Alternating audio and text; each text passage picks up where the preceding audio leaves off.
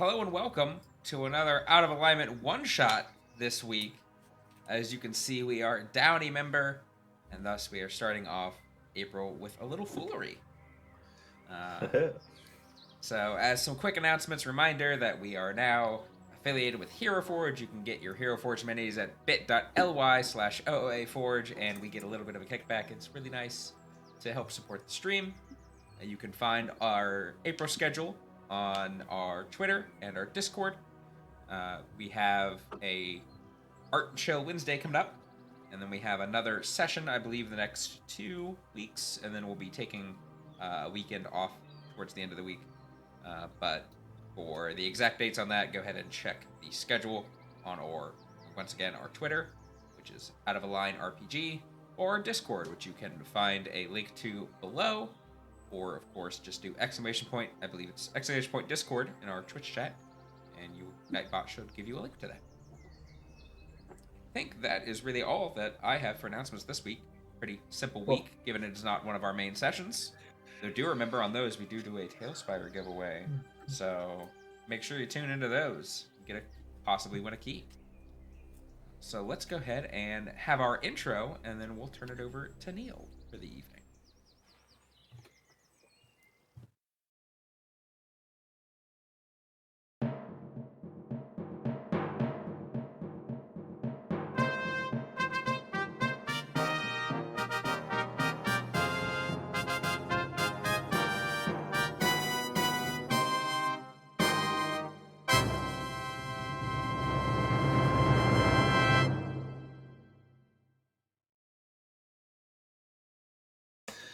All right.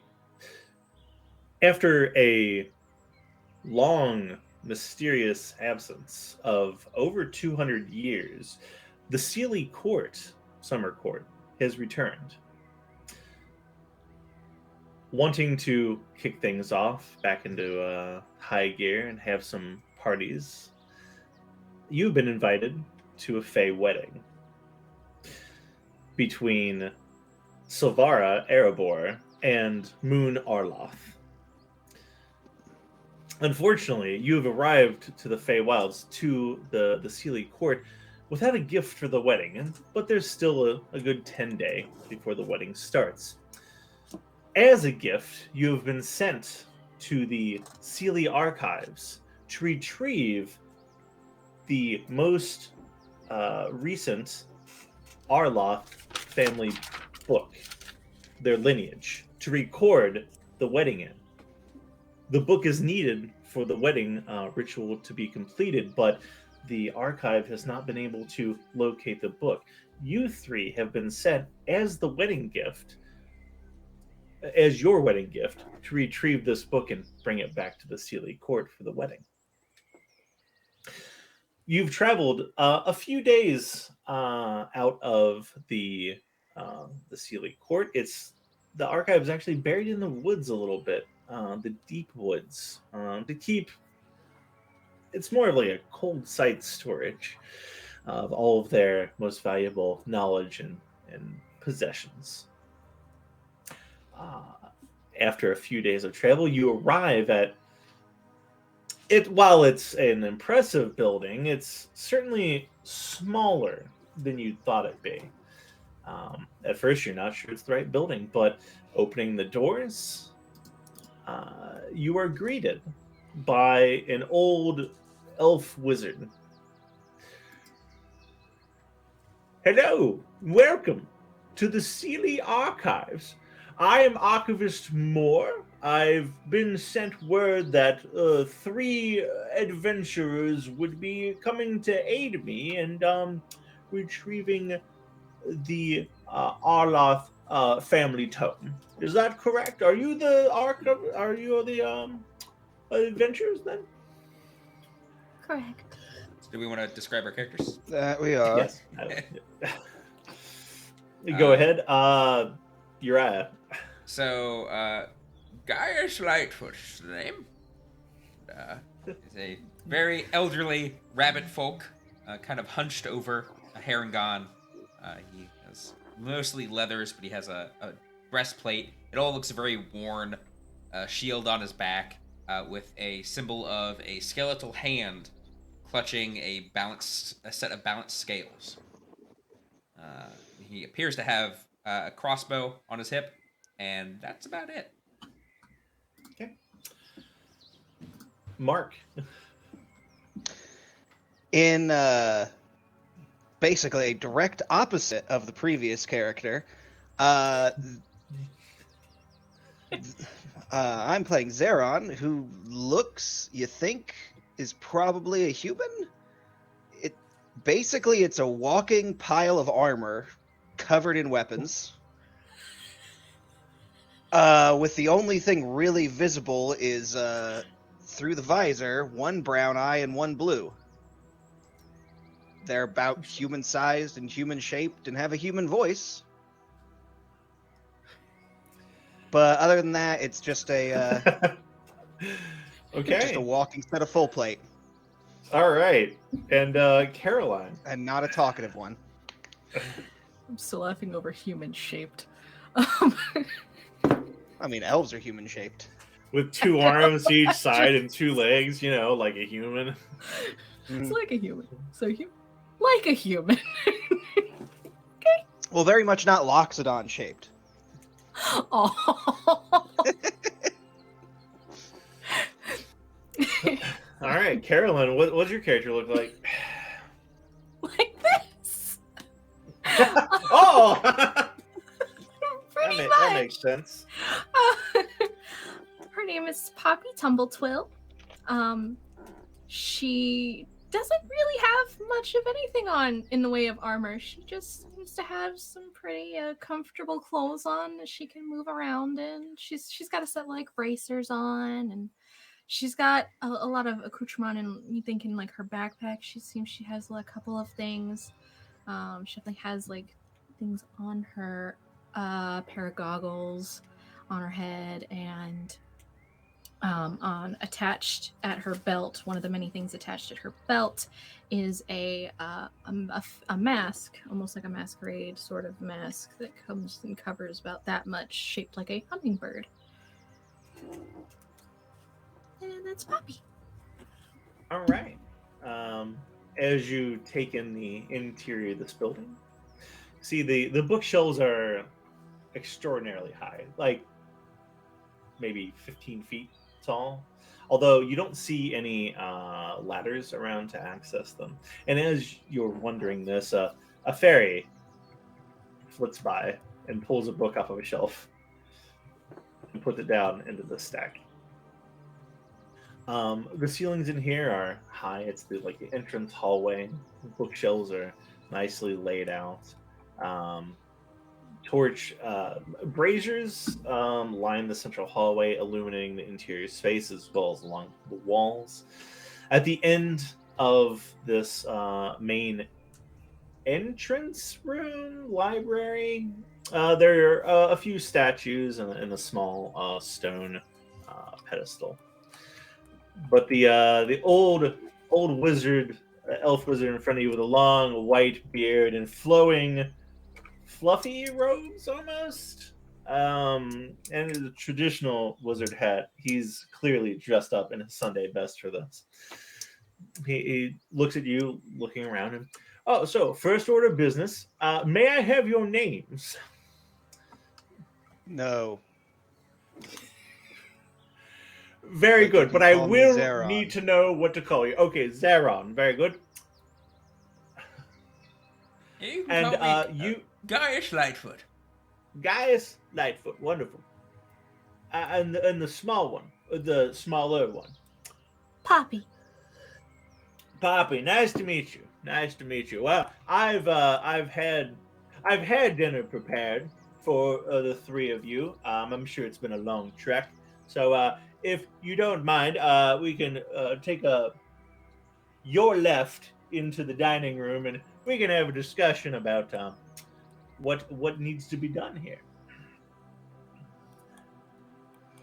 You got any cranberry juice? I sure do. I got a whole barrel of it. Keeps everything flowing these days. Absolutely. And you talk about this as you walk into the as you walk into the dining room. There. Right. So, as dinner is brought in, one plate at a time by like the fairies come in like with the plate over their head, like carrying it one at a time, kind of flitting around, sitting them down. It's nice, like duck dinner. But as you begin to eat, I'm not eating. Yeah, say. Poppy's not eating. He's I'm vegetarian. the wizard starts to eat and it looks up at you not eating. And, this is part of the payment for the job I'm going to ask you to do. It's all right. It's all right. It's a gift. Okay. There's fair exchange and all that. So, as you may or may not know, the Sealy Court's been gone for a while, me included. So I currently can't get down to the restricted section where the Arloth family tome is. Some things have moved in down there in my absence. And I'm gonna need you to clear those out so you can retrieve the tome. You will need the ethereal candles to get through the ethereal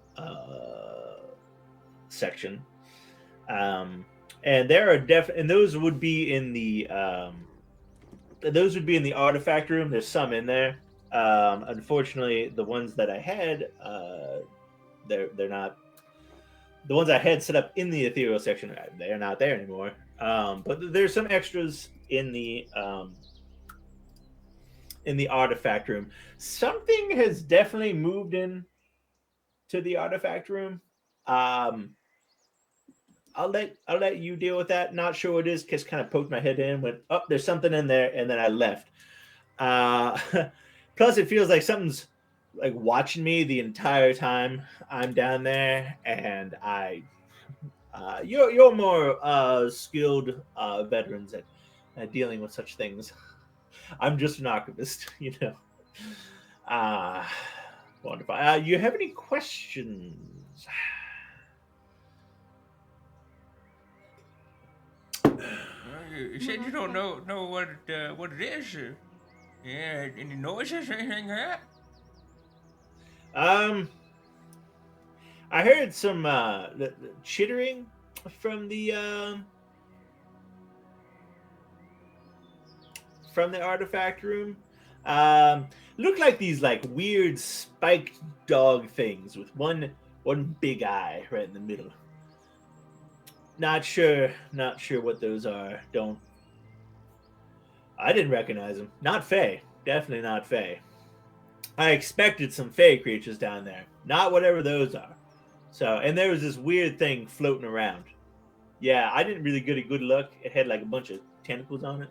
Also one big eye, I think. Maybe. It was a weird angle.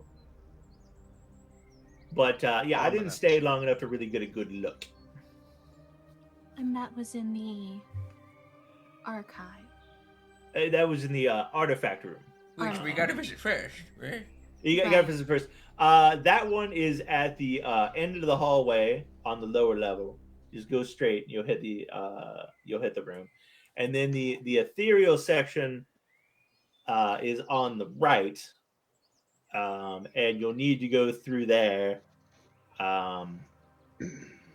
with the ethereal candles lit to get to the restricted section. And that's where all the family tomes and books are. You don't want to try to go through the ethereal section without the ethereal candles, because the floor is only solid underneath you when you have an ethereal candle lit with you. It illuminates like a 15-foot radius around you. keeps everything solid and anchored to this dimension.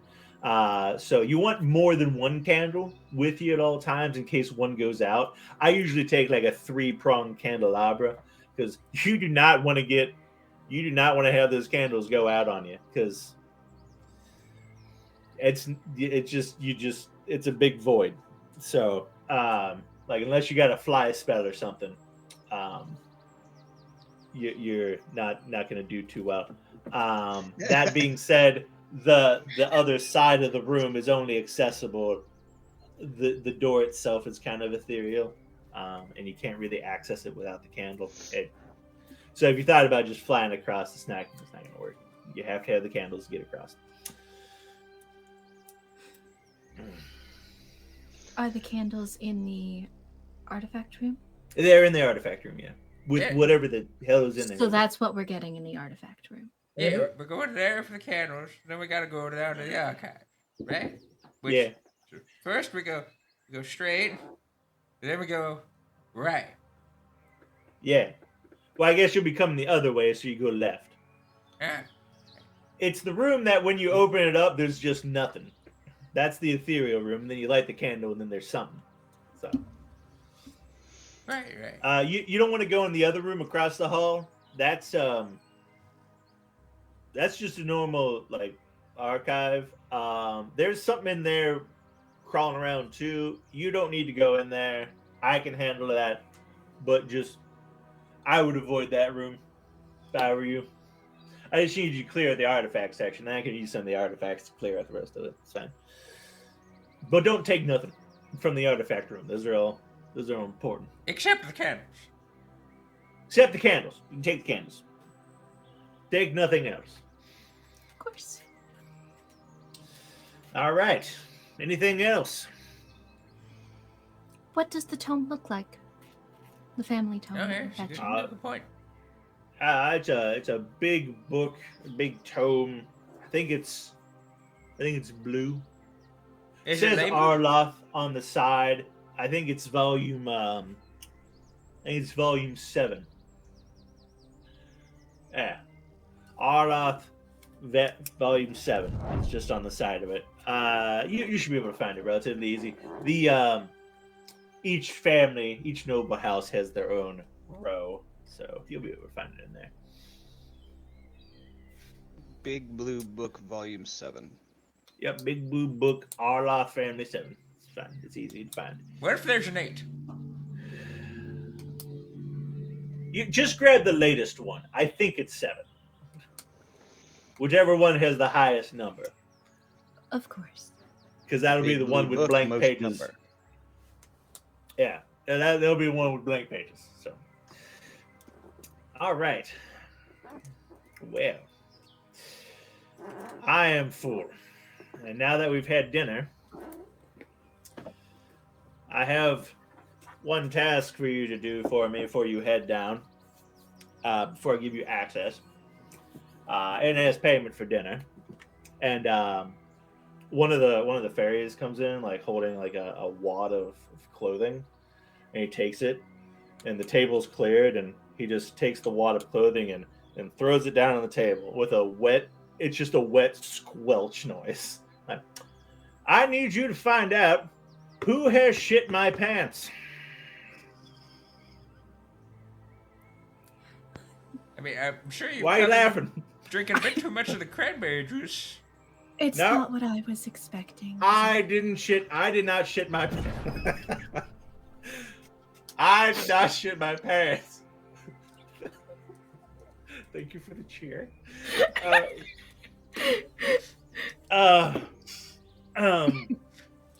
did not shit my pants. Someone else has shat my pants, and I need you to find out who done it. Yeah, see, I thought you said dinner was payment for clearing out the things down below. Oh no, clearing out the things down below is payment for taking the tome out. This is payment for dinner.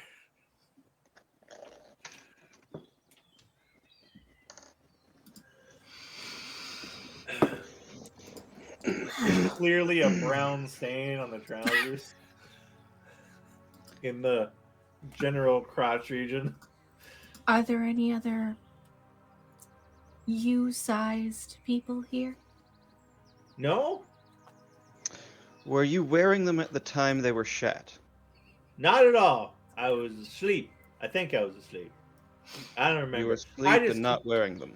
listen. I opened up my armoire, and every single pair of pants I own had been shat.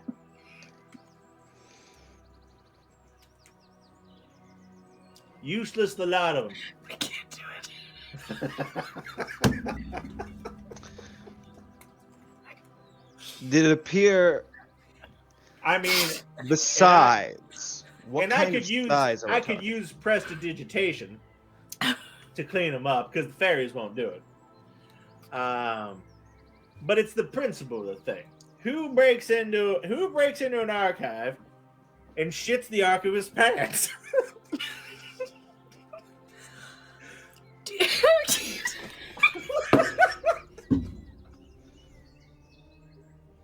I'm okay.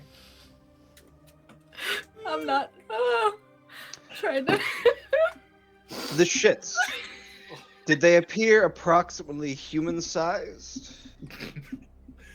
Yeah, I What mean, it's kind more of of a- details can you give us to cut down on possible perpetrators? I mean, it's more of a general smear. I mean, it's not like Okay. entire like full shits in there. It's just So we didn't have a log per pant. no, that's true. We didn't have a log per pant. It was just kind of a general shit smear just on the inside. So of someone all could the have come pants. through with like a paintbrush and Maybe. a bucket. Yeah, like, blended it all up and Vexing. just slopped it on there.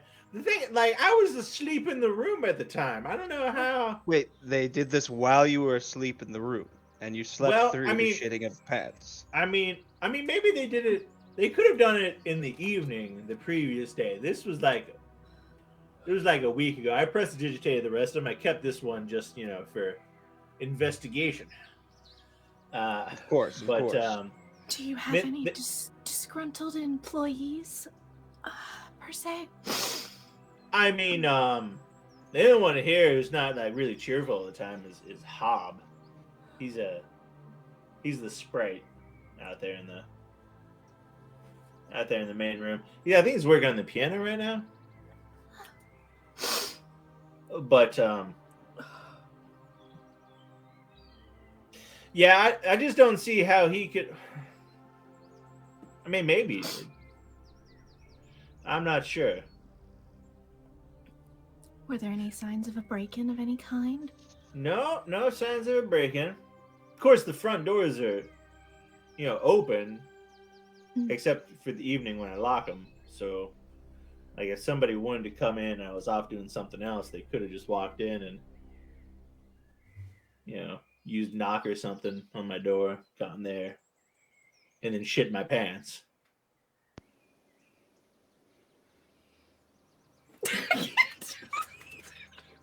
Sorry. Oh, I'm a child. I wrote it. There were literal tears on my face. It's just.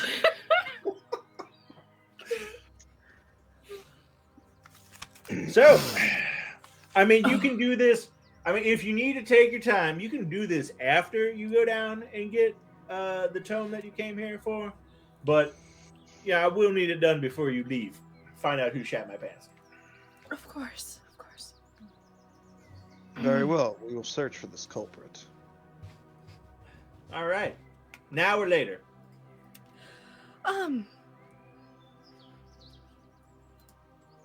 just gonna look at my traveling part companions. Let's make sure we get this book we're needing. Okay. Well, I'll just keep this here then. On the table. Where I eat my food.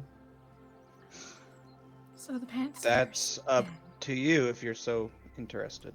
Now, I'm just wondering about why I threw the pants on the table where I eat my food.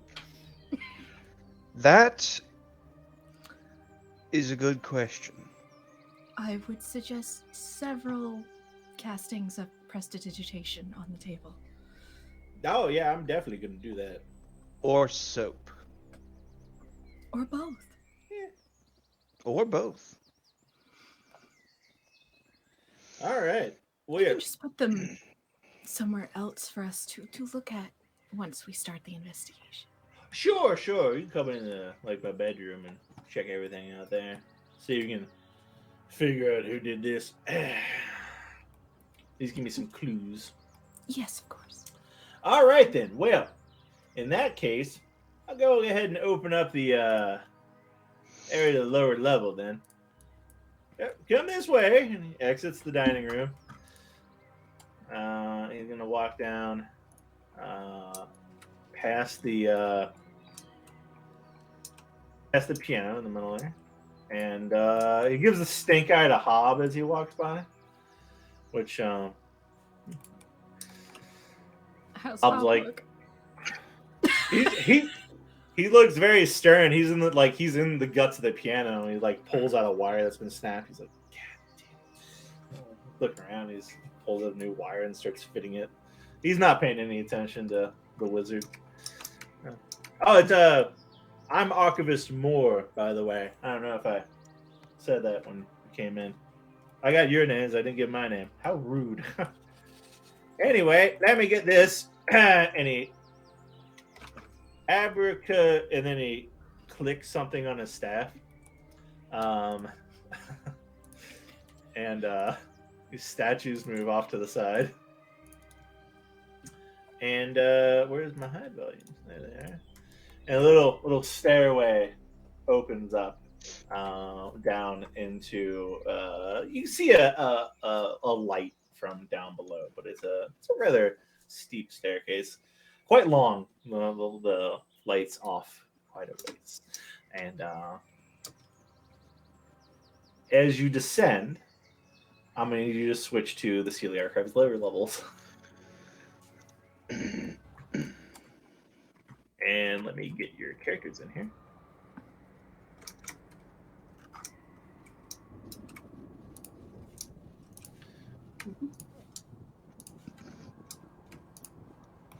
There we go. Come down a long, rather steep staircase. It took you a few minutes to descend the staircase, so you figure you're probably maybe a couple hundred feet below ground at this point. The air is cooled down. It's surprisingly dry, actually. You'd expect it to be a little more moist, but air is like, mid 50s Fahrenheit. And as you look around, the walls of this chamber are actually like a rough white.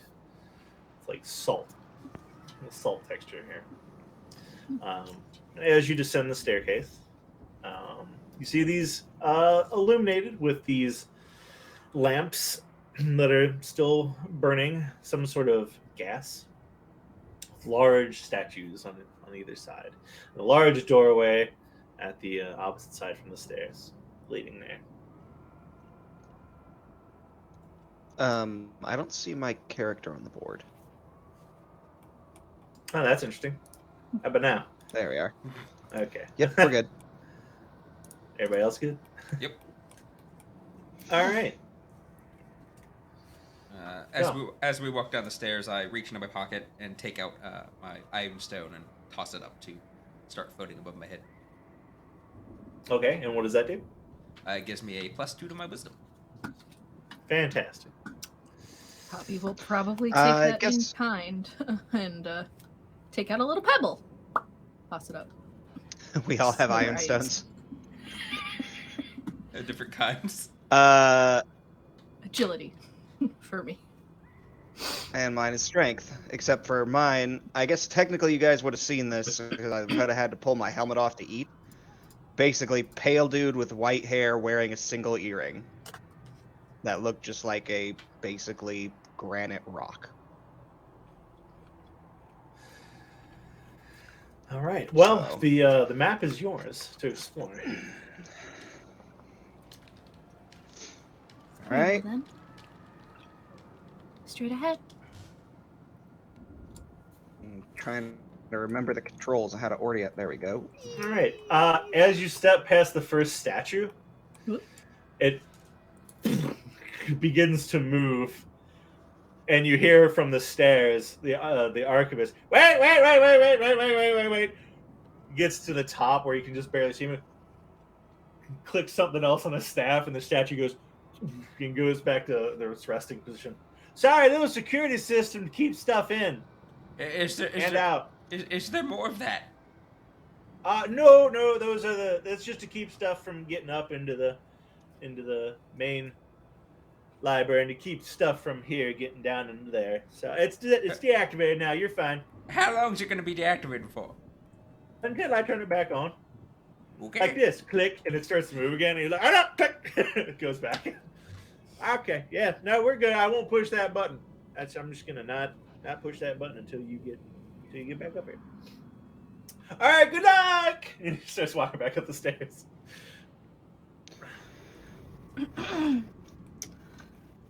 Okay, we'll try that again. Nothing happens. Sarah, is anyone else concerned that he mentioned keep things down? Well, he said there was stuff down here. Yes, I'm guessing there's more than we've been informed about. Watch out for those papers. It could be important, but okay. Take a look at the papers on the ground. They're various. A lot of them are like notes, not actually like part of a book or like copied text. There's a few stacks of books here and there. Scroll. The right side of the hallway is illuminated by those gas lanterns again. You pass by these two sets of double stone doors on your right and left. Yeah, I mean, you should. The artifact room's at the end, right? Yes. And then just point at it and go by, but this should be the one that we go to next. So this should be the one with the void in it, right? Correct. I Don't. just want to crack open the doors and peek in. Okay. You open the door, and there is nothing.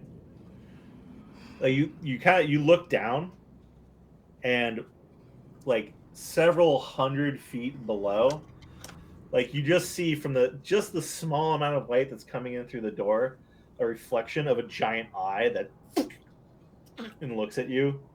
And you see a glint of something moving down there.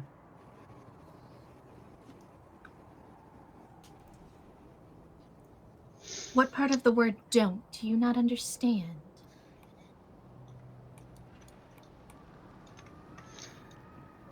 I just take a moment, close the doors. Have you ever heard about the phrase about the void looking back? Why, yes.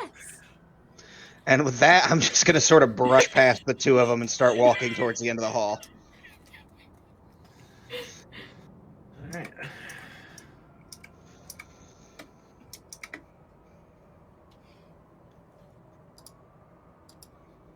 right. Poppy will go open the door. The door opens.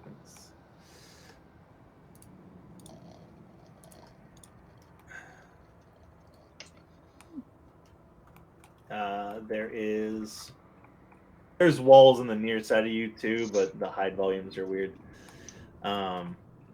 See a room with an assortment of artifacts, weapons, armors, pots, pottery, books. There's a skeleton on the one little platform. There's a skeleton in front of you. That's mangled. Before you enter into the room. Oh, yes. Yeah. Directly across is a table full of candles. Quite a few of them are... most of them are completely burnt down. There are a few candles that are floating above the table, like with more of a almost like a ghostly trail to them as they drift back and forth.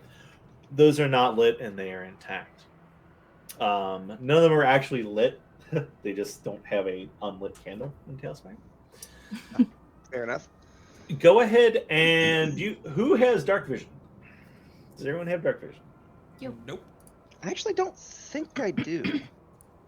All right. Poppy Well, does. So the Poppy. room Put her beyond is little dark. goggles down. what's that? You said the room beyond is dark then? The room beyond is dark. In which case I There's would a little- immediately cast a light. All right. Where are you casting it? On my belt pouch. Okay. And how far does that light extend? Not far. Bright light, 20-foot radius. Dim light, an additional 20-foot radius. All right. So, about out to there. Yeah, you see a crystal for scrying on a pedestal directly in front of you. The only one who's actually able to make out the table of candles is Poppy. The rest of you, with that light, just see this room of artifacts illuminated. You hear something start to skitter. I would also, because of the darkness, draw my sword. Okay. And mumble something under my breath, and it suddenly is on fire. Cool. What? How much light does that cast? Also the same as his light spell. Okay. With that, I need you to roll me initiative. Okay.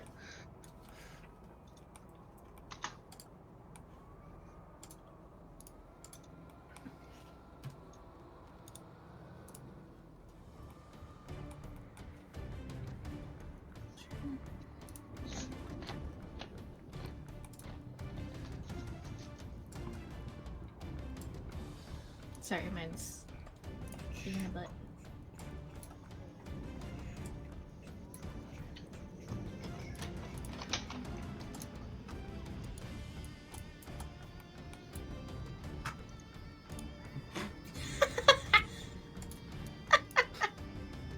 Oops. No. Oof. Mary's a little distracted by the sudden flaming sword right next to her face. Just Whoosh. Yeah. whoosh. All right. Well, looks like Fire. you are first. This one's second. You're third. Fourth. Oh, okay. All right. You don't see anything yet.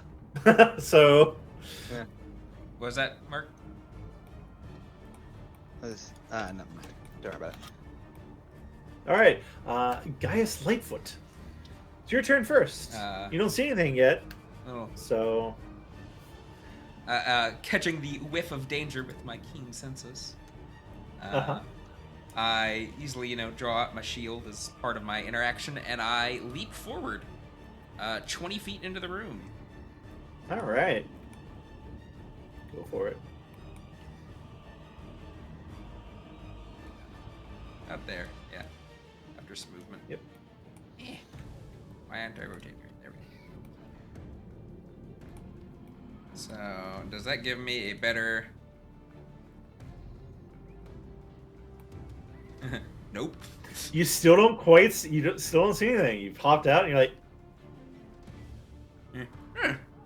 You still hear the movement though on stone. All right. It's the sounds of like claws on stone. Okay. I'm going to go ahead and do Eyes of the Grave. I know the location of any undead within 60 feet of me that aren't behind total cover. Okay. You sense nothing. Okay. Well, it's not undead, so whatever it is, we got this. Are you particularly concerned about undead? I fucking hate him. And that's gonna be my turn. Okay.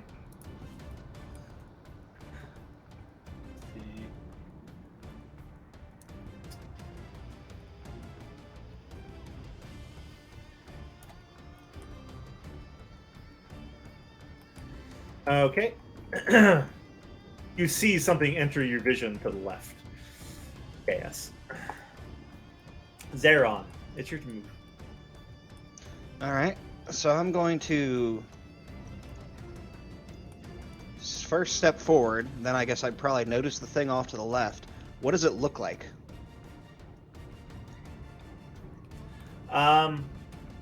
Actually, sorry. It does have something you can do. Make me a Constitution saving throw, guys. Guys.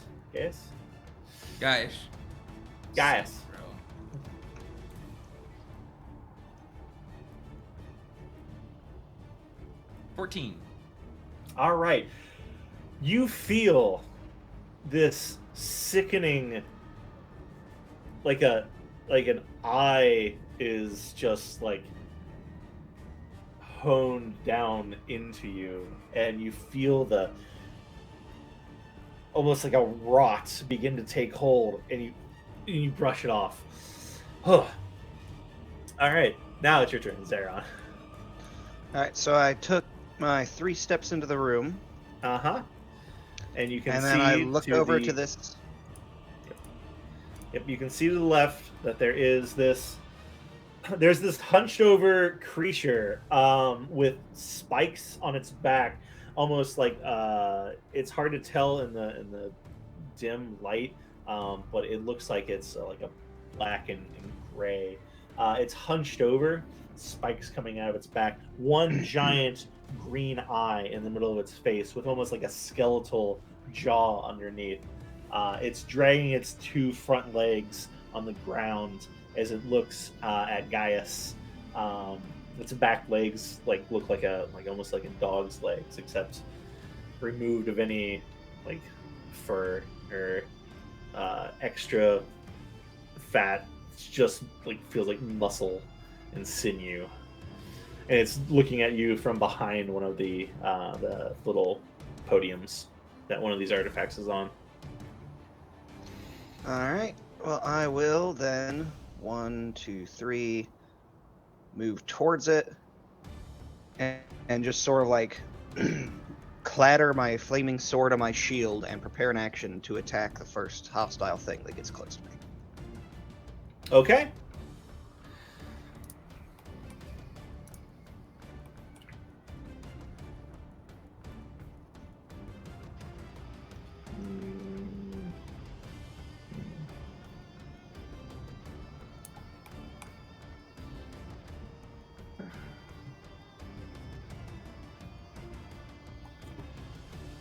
All right. Out of the darkness, directly across from you, over the table of candles, brushing them out of the way, just like a straight shot at you, Gaius. Gaius. This pale creature with one red irised eye and 10 tentacles, ending in these bloody red suckers, just darts directly at you, and it gets up in your face, but it's not quite able to make an attack on you before you're able to move. So, Poppy, what is your move? Woo. Going up and seeing that. My way in right here. And let's see. Oh, it's hovering, by the way. I don't know. Well, I will hover then too, so I can reach it. It doesn't appear to have a mouth. Like the only thing in its little central hub is the eye. Mm-hmm. Okay, we're gonna punch it in the eye. Okay, fantastic.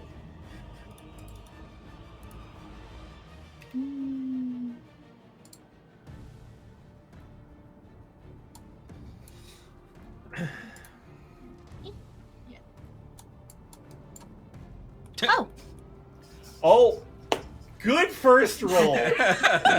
You know? All right. First roll was a natural 1, the second roll a natural 20. You know, it's Good. just... Good swing. Well, that definitely hits, so go ahead and roll me damage with double dice.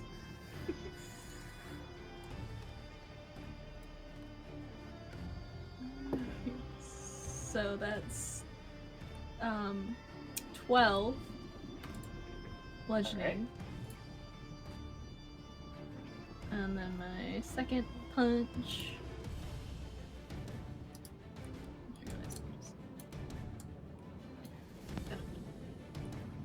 Ooh, 12.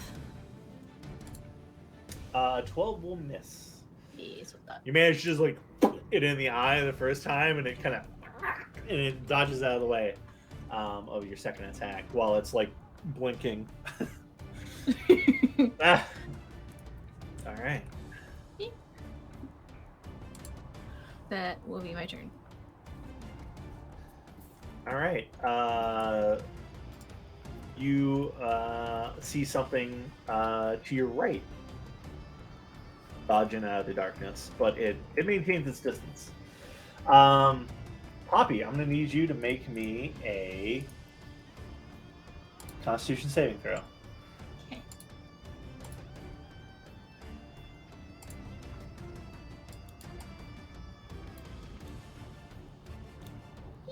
Uh-oh. 10. 10. All right. Like Gaius, you feel that same, like, the eye just on you. And you feel that same rotting sensation, and it takes hold. And you take 16 necrotic damage.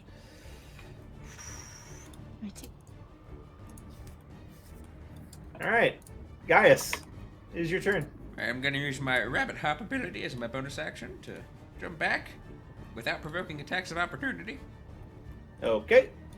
And then I'm going to guiding bolt that motherfucker. All right. What does it look like? I basically hop back and then just bring up my hand and just my fingers are radiant and I just hurl it. All right. Your radiant hand, you hurl a bolt over top of the pottery in front of you. 18 to hit, which does in fact hit. All right. And it's blinking from the punch. It like looks up at you and just bam, right in its face. 13 radiant damage. And the next person to attack it has advantage. All right. All right.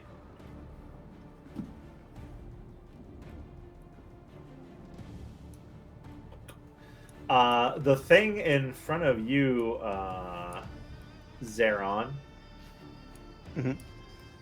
it leaps up and it like stands up on its hind legs and its eye burns into you.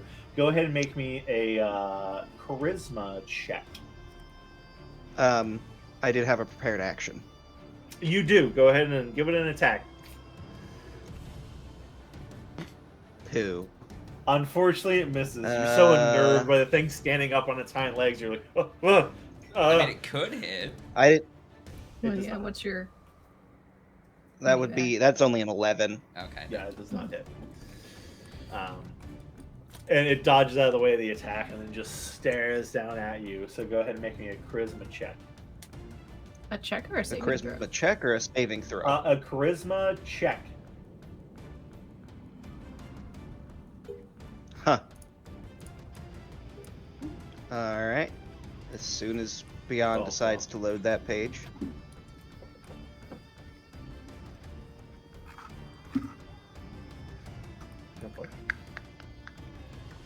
Okay, well that was weird. First off, all of my computer, my browser is running extremely slow. And it's gonna be 11 plus. Okay, that's gonna go and succeed. Yep, that succeeds. You feel the eye just boring into your mind, trying to find something, and you repel it off. And then it's going to attack you. Okay. For a 23 will hit. and it's gonna do. Yeah, just barely. It's gonna do 8 slashing damage, and it's gonna reach with the other claw and attack you, and that's gonna be an 18 to hit. 18 hit. I That's a think miss. that's a miss. We miss. That's definitely a Okay. miss. All right. guys hear me? Yeah. Yes, I can hear you. It misses the second Hello? attack. We Yeah. got you. Okay. We're here. Zeron, it's your turn now. All right. Yeah, I just have a huge delay again, Mm. and I can't pull up D&D Beyond. Uh-oh. Oh, we have technical difficulties. Do you want to go to the technical Yeah. difficulties screen you're at while we Yep. figure this out? Yeah, let me go to quick break while we figure this out. All right, cool. Thanks.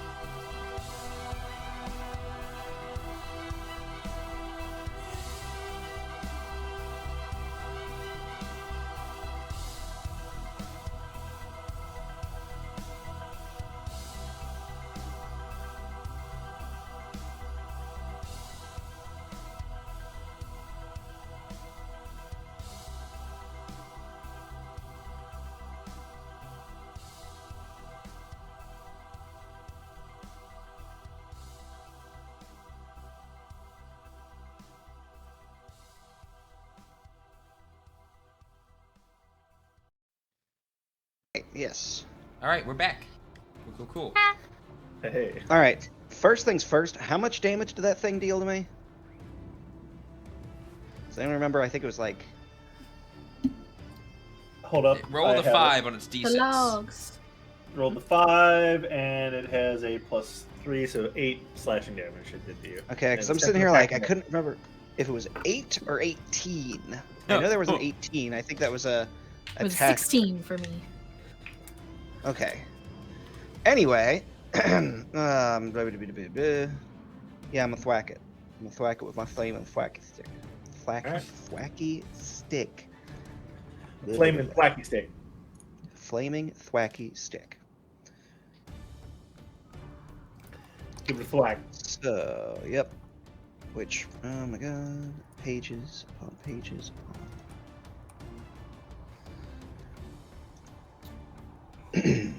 All right, attack number 1. Yes. All That is gonna miss. right, attack number 2. Wow, That is also gonna miss. Unfortunately. just got this flaming sword in front of me. Just come here, you little weird-eyed bastard. I don't know, it's like black and gray, and it's in a dark room, and you're trying not to hit these artifacts around it, and you just can't quite get in there. Alright. Yep. Are you gonna do anything else? I don't think so. If you would give me just 1 second, I was trying to look at my auras a moment ago because I got several of them. Make sure that doesn't mess with anything. I'm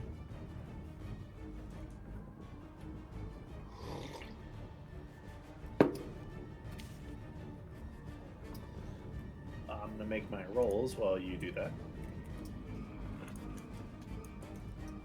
Oh, yeah, Oh. I forgot. Technically, I have a. Excuse me. Technically, we should all have had a +4 to initiative. Oh. But a little late for that. So beyond that, I'm all good. Alright, Poppy, does a 16 hit? No. No, great. It lashes out. The thing, this floating eyeball next to you lashes out with one of its tentacles and misses you. Right. And it's going to do it again.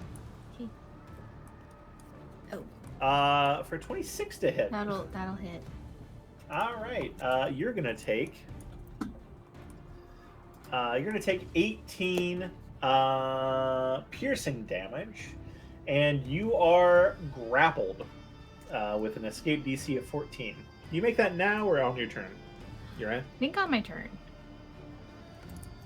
I believe Yeah. it's on your turn. Yeah. Pretty sure it's on my You would turn. have to try to escape as an action. Yeah. All right. With its last attack, it's going to reach out and attack Zeron from behind with a 17 to hit, which is a miss. All right. Poppy, you are grappled. Whee! So being grappled doesn't prevent her from punching the fuck out of it, does it? Correct. No. Yeah, you can still punch. Still punch. You And just can't move. right. Would I have disadvantage on the attack or No, I don't think so. perfect? So then I get In the fact, advantage. you that have someone posed. advantage. Yeah. Yeah. Good. That's fine. We're just gonna punch it. So. The you're not locked in here with me move. Alright. 1. That's +9, so I'm pretty sure. Yeah, that's gonna go ahead and hit. Yay! I'm gonna spend a key point here, Mm. and we'll add a Hand of Harm onto that. So, we'll do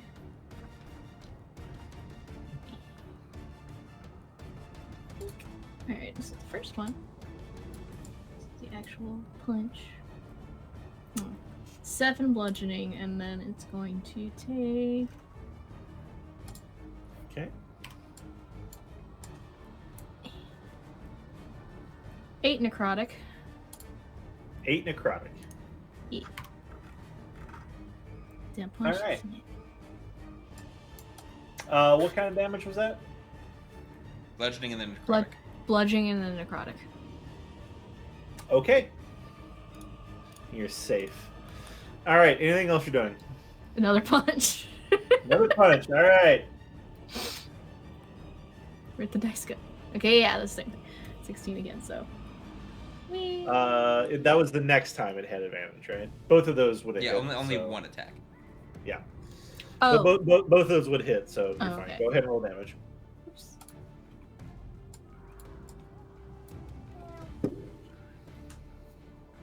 Jesus, 6 bludgeoning. It's nothing. All right. Are you doing anything else? No. All right.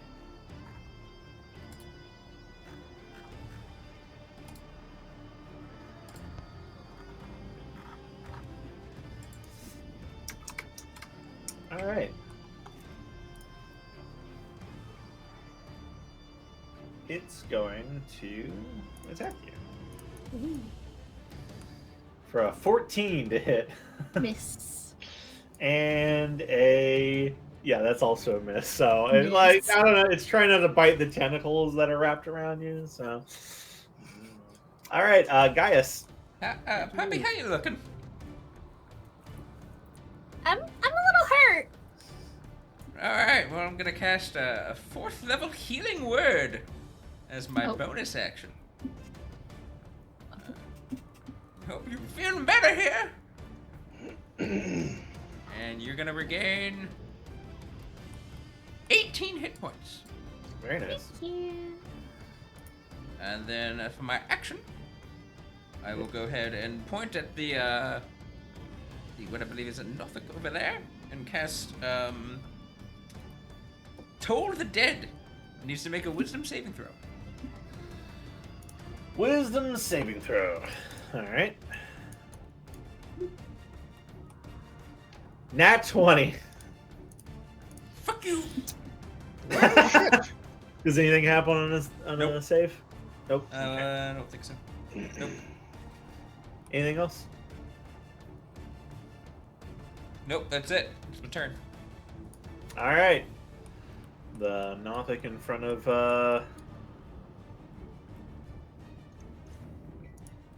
Zeron is going to attack. And attack twice, so I'm just going to roll both of them at the same time. And both of those are going to miss. Wonderful. It's getting very frustrated. Zeron, it's your turn. That makes 2 of us. Both of you just swatting at each other in the dark, missing. All right, first off, Eh. as a bonus action, I'm going to cast Searing Smite. Okay.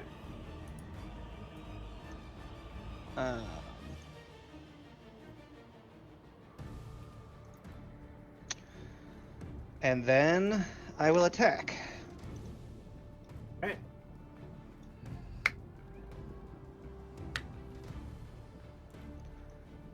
$16.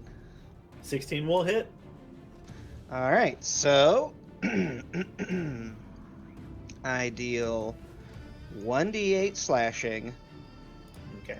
plus 3d6 fire. Okay. Oh, Fuck. come Oh. on! My God. Are you kidding me? That's some bullshit.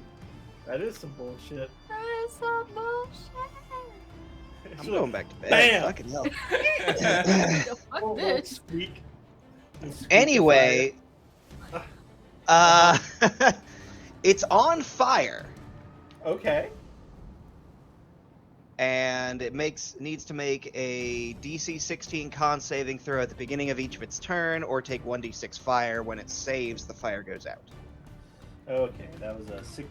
What was the DC? DC 16 con. Okay. All right. Anything else? I think you have a second attack. Whack right? number 2, Electric Okay. Boogaloo. still a 12. A 12 unfortunately will miss. All right. Well, yeah, that's it for me. It's the curse of the one All shot, right. man. This is a It's curse the one one shot. shot. All right, the floating eyeball creature is going to. Its tentacle is going to crunch down into you, Poppy. The one that's grappling you. It's got like a sucker at the end of it. It's going to bite down into you. Go ahead and make me a DC 16 Constitution saving throw. Woo.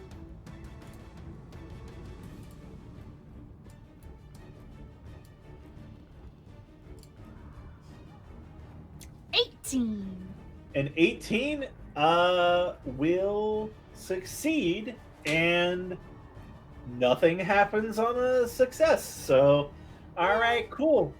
It's going to reach out with its tentacles, however, and attack both Zeron and Gaius. Zeron first. Damn, that's got a lot of reach.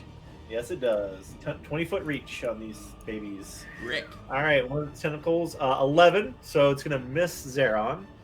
And Gaius is going to be 23 hits. That'll hit. Yeah. Yeah, okay. And you're going to take 15 piercing damage, and you are grappled. All right. All right, Poppy. Oh.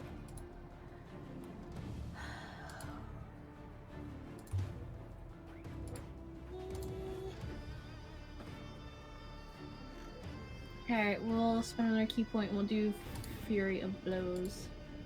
Okay. So, a lot of hits coming in.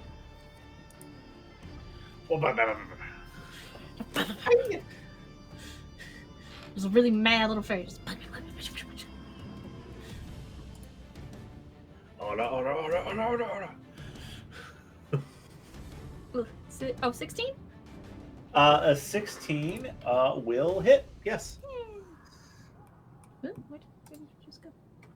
Wait.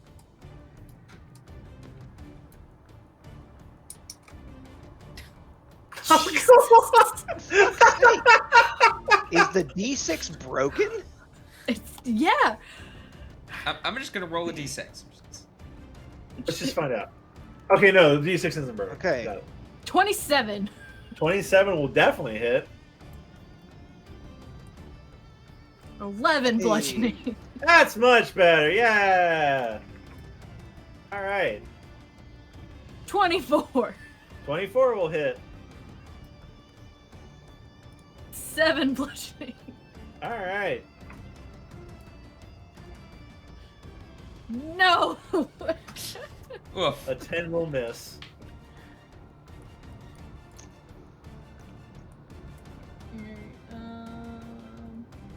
Is that your turn? I mean, this is your action and your bonus action. Yeah. Oh, yeah, that's true. That is for bonus action. Yep. Okay. Yep. All right.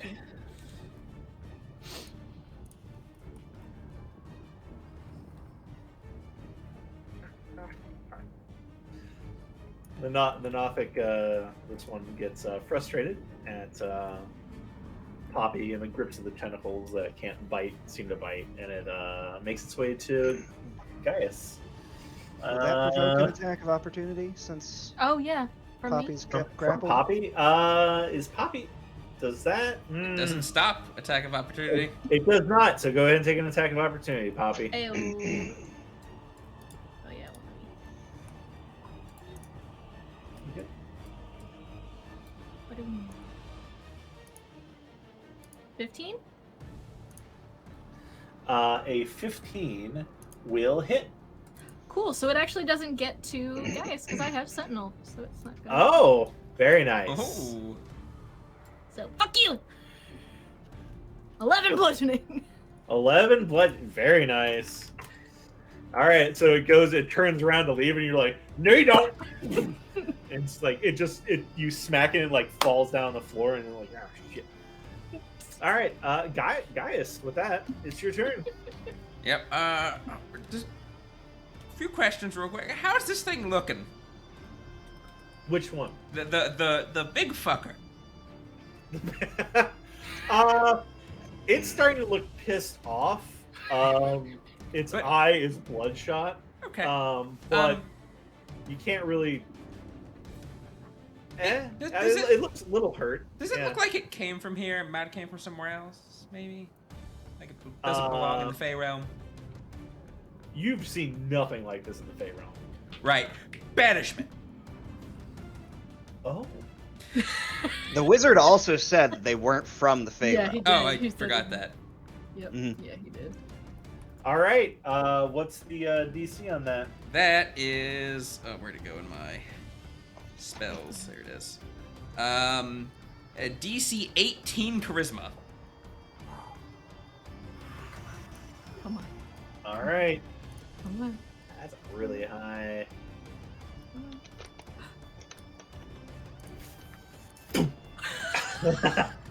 Yes! You point in your charm, your holy symbol. At it, My, and it just pops out of existence, and just Poppy's left floating. The hell? All right. Are you gonna do anything else in your turn? Yes, actually. I think maybe. We have a boat. That was a... Is that a regular action? That was a regular action. Probably. Do I have any bonus action cantrips? No, I do not. So, yeah, I'm just gonna shuffle on this way a little bit. Actually, gotta make sure I'm within, I think, 30 feet here. From my Okay. other thing here, let me check my radius, my ability.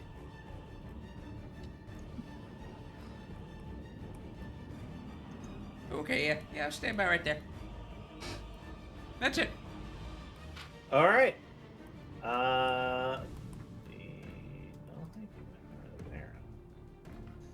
It's up in your face. It's gonna keep trying to attack you, Zeron. So here we go. It's a battle for the ages.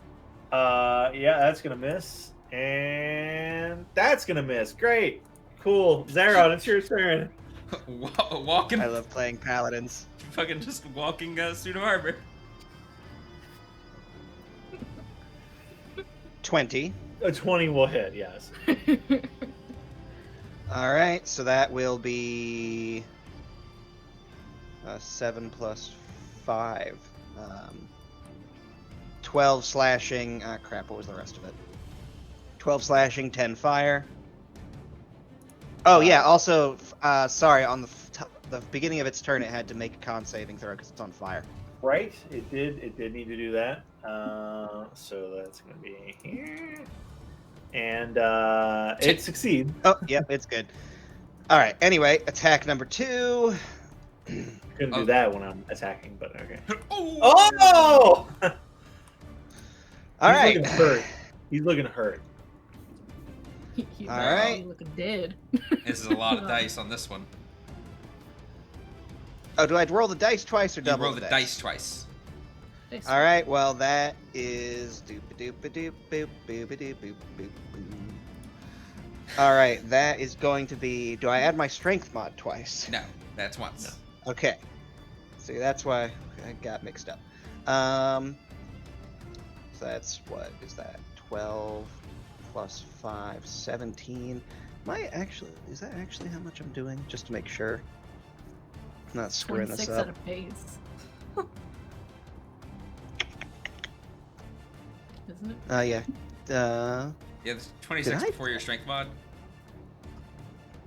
Just a moment. I'm double checking something because my I'm pretty certain I bought the Ion Stone of Strength, but now that I'm Did you looking forget at to equip it? You have to equip it and attune it. I might not have attuned it, Yeah, so it's Go down not to the showing bottom. up. And I want to double check to make sure that I actually. I don't know. I didn't. It's there. All right. I I didn't. All the will way to the tell bottom. you. Anyway, All the way, yeah. All the way down of your inventory. Anyway, so sorry about that. Anyway, so it is 17 slashing. 8 plus 6 is 14 fire. Okay.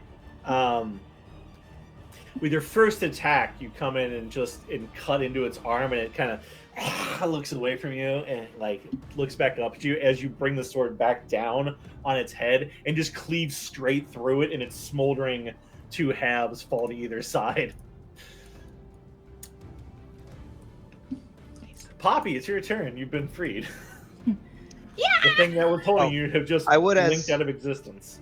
Yes. The end of my turn, then turn around and go to the other Nothic. So. Oh yeah, you could do that. All right, Poppy, you're freed.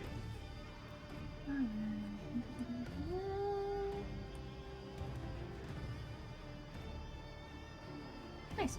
Okay. I'm gonna try to get rid of this one too.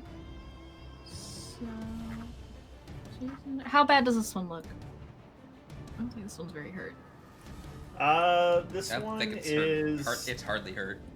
It's pretty fine. Yeah. It's got like okay. one little slash in it. We'll use one more Fury of Blows here. So you can do that after your attack, you know. Oh. So you can do your attacks and then decide if you want to Fury. Okay. Well, we'll do that first then. Just so you save the key. 28. Yes. Why 6? Oof. All right. Yeah. 7. Well, I mean, it hits. You're hitting. You're just not hitting hard. The tiny fairy fists. 8. All right. Cool. He's looking pretty hurt now. Shit. Are you doing anything else? No, I'll let everybody else finish him off. Yeah, that's fine. Now that the thing holding you is gone, it's gonna bite at you. And since you just hit it, at the back of the head as it was turning away, so it's going to that's a 22 to hit. That will hit. And it is going to do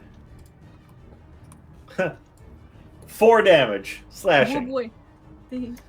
All right, it's going to attack you again, and it's going to miss. Yay. Cool. All right, Gaius. Okay, I'm gonna take a few steps forward here and take a look at the Nothic. And may Kenonvor guide you to the grave. And as I say that, a skeletal hand kind of raises up behind him, and the scales of life and death weigh over him. He is now vulnerable to the next attack. Okay. Is that all you're doing? That is all I'm doing. Okay, Zeron, you have an attack with advantage. No, not advantage. No, not advantage. He takes double damage, right? Yeah. Yes. Yeah. Okay. So whatever he rolls. Well, I was going to be a little more conservative. I mean, you can but save. given the opportunity, He's already hurt. Yeah, and he's already pretty. You'll be fine just doing a normal attack. Your choice. You killed that other guy in actually just a couple hits. It's just that you missed most of them. just big number. Well, it's going to big double number. whatever you roll anyway, so. Bigger number later. Big number later. This is only the beginning. True, but it's only on this guy, right? Yeah. Yeah. I got plenty of spell slots. All I'm Okay. gonna do is just I was gonna cast Thunderous Smite. Ah, okay. So Let's just actually, you know what? I'm not, because I just realized my smites you cannot upcast these smites. Oh. I didn't realize that. Searing Smite you can. Thunderous Smite you cannot upcast. Mhm. Alright, so I'm just going to swing. Cool. 16. 16 hits. See, the fact that I've got this flaming sword thing, it's like I've basically got a permanent smite. 7. 12. So 24. Do you need the different damage types? 24, yeah. Do you need the different damage types, or does it matter? 24. You come up and just cleave this one in twain yet again. All right. Before I exit turn order.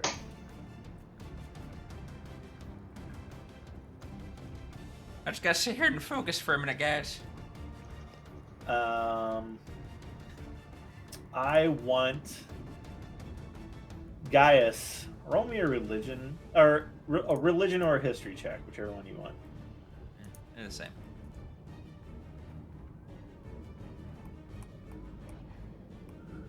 $16. Cool. The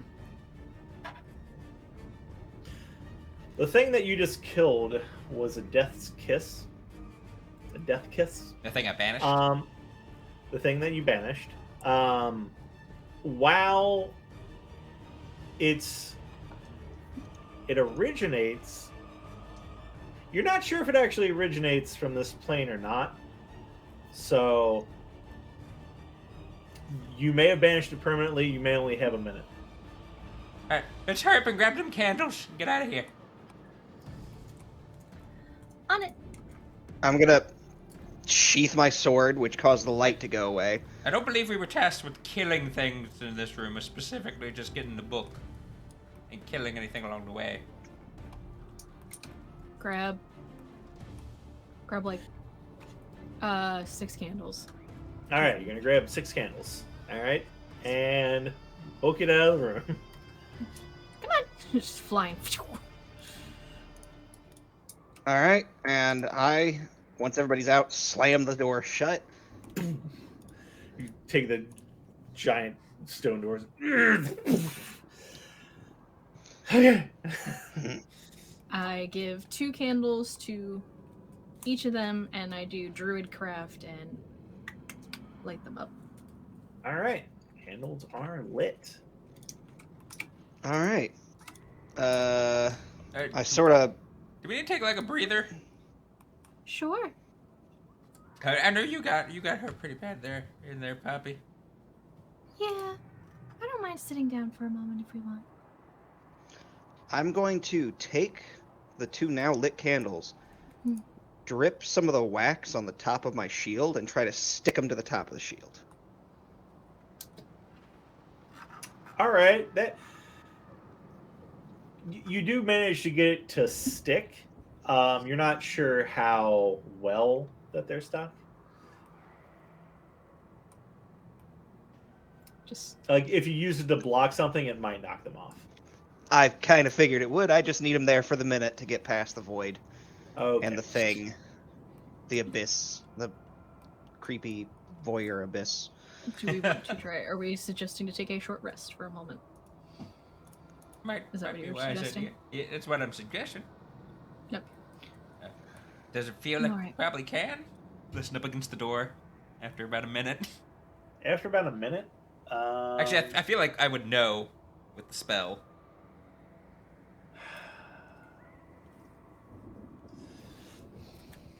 I mean, this is kind of ambiguous. But I'm going to go ahead and rule that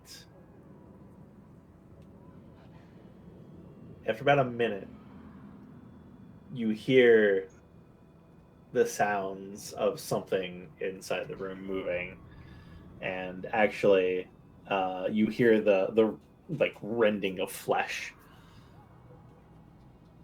Right, well, it's back. So, Good thing the door's shut. yeah. We rest in the hallway, see what's beyond the void room. I don't know what's the best choice here. I think that would be best. We'll rest here. Okay, so I gave you like 2 options there. Sorry. All right, well, I'm going to sit with my back leaning against the door, unless it looks like it might swing inwards. Which way did it swing? I don't remember. Oh yeah, you're 'Cause fine. I mean, it swung outwards on Tailspire, but that doesn't necessarily mean I'll that's go what ahead. it is. It swings outwards, so you All right. you put your back up against the door to keep it shut, in case anything tries to come out. To take a short rest.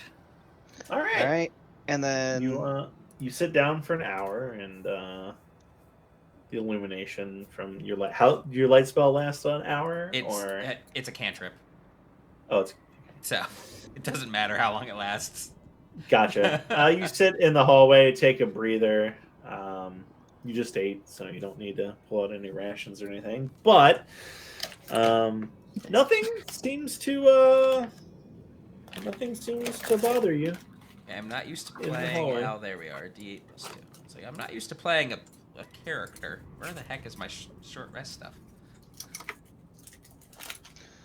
Up top, So right.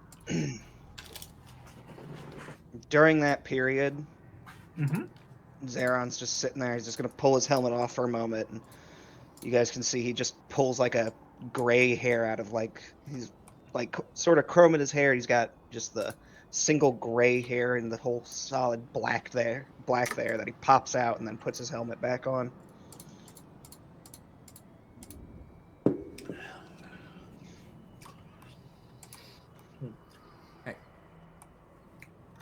Are you doing anything else during the hour? That's pretty much it. Just Alright, so Zeron, don't forget the old 1-2 we talked about on the way over. If that comes up. and with that, he's just gonna sort of like loosen his gauntlet for a moment and then just pop a single knuckle and then put it back on. Don't worry about it, Poppy. Like Okay. ruffles her wings. Stands up, pops his neck, and just says, "Stay out of the splash zone." I don't know what you have planned. It is wonderful. All right. So, Okay. Yep. Start flitting my way down to the door. okay. What?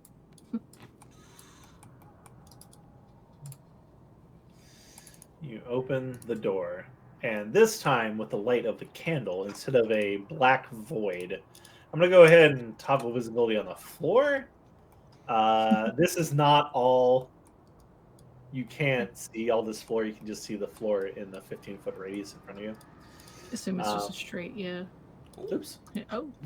What the What did I heck? do? What happened? Wow. Tail Spire. Okay. There we go. Give me a Where the second. fuck did Mark Before go? you walk in. Yeah, sorry, I've drugged myself a little further than I meant to. All right. You see a set of bookcases immediately in front of you, and there's a table with like candelabra candle holders. Oh. Perfect. With the candles have been burned down to nothing. Oh, well, yeah, I guess pop the candles off the top of my shield and stick them Onto in the one of the candelabra. candelabras and sort of just start trying to get the wax off the shield before grabbing a candelabra. And as you take the candelabras, put the candles in them, and look around. Let me. All right. You see from where you are, these bookshelves are laid out, and seems to be they're not in any particular order or rows. And beyond them, beyond the edge of the candlelight, is nothing. Does this seem to be the restricted section? This is the ethereal section. Yeah, we gotta That get across leads the to room. Yes. That's what I thought. Okay. You can actually see the doors across the way, but they have no like way of opening them. They're just flat. But you can see where the doors are. Could I flit up a little, like just to be just above the bookshelf to see the layout, at least within the next 15 feet-ish? Sure. And you can see exactly what you can see on. There's just nothing else outside the candle. Right. Well, don't split the party. All right. So. Ancient wisdom. Oh, Stop going into the void. We don't know where the void But is. the void calls to me. All right. From there, that's what you can see.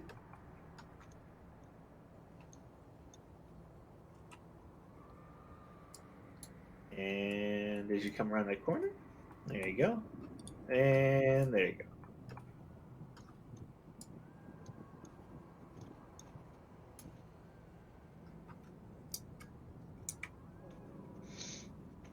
Okay, 1 second.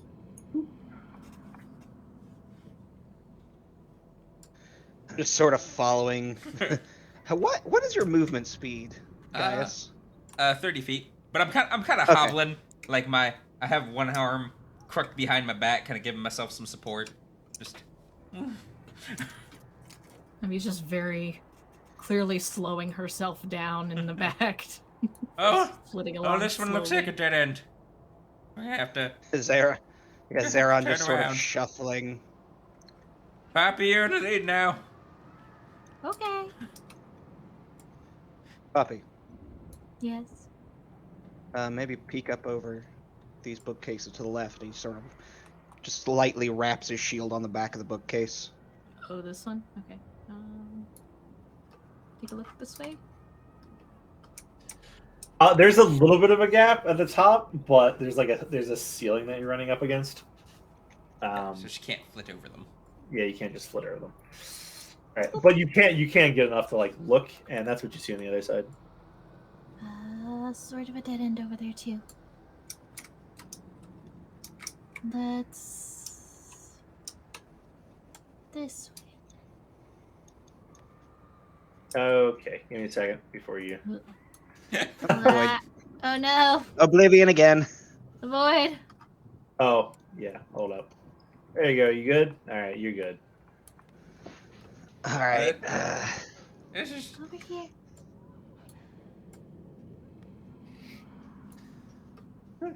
Yeah. Zeron sort of looked over. Gaius, how did you get in front of me? All right, there you go. No, it's too late. It already happened.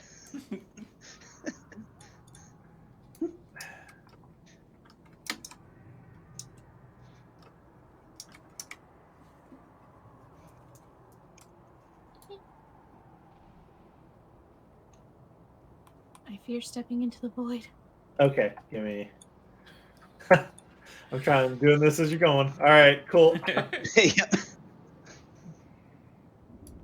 And now I see why you were complaining about hide volumes. 1 second. Because he built the maze in the dungeon. Sure did. I'm gonna assume I'm not actually on top of this bookcase, so. Probably not. Yeah. But All right. thing is, how the bookcases are kind of lining up with the tiles, or not lining up with the tiles. Sure, they're not perfect. As you come around that corner, there you go.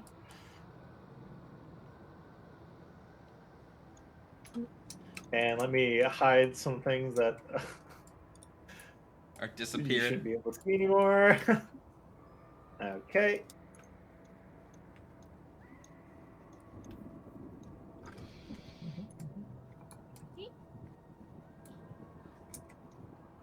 Shit.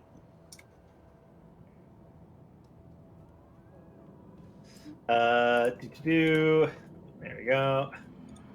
There we go. Yeah. There we go. Oh, this is the dead end.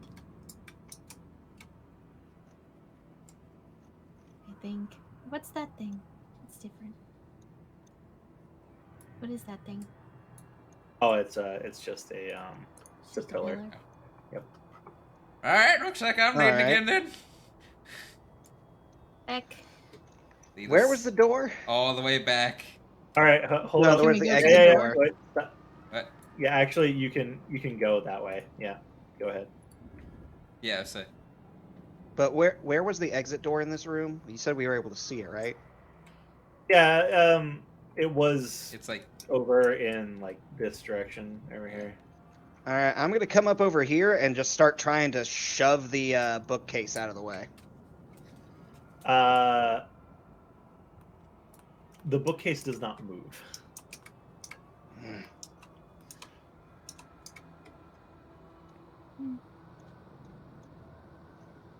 You tried. No, shouldn't give me that. Hide volumes. So before you guys go back, Uh huh. the bookcase is over here. They're facing us now. I'm looking for anything that out of the ordinary, like weird looking books, lever looking things, bits of wire. Roll me an investigation. This probably isn't going to be very good because my intelligence is absolute garbage, but...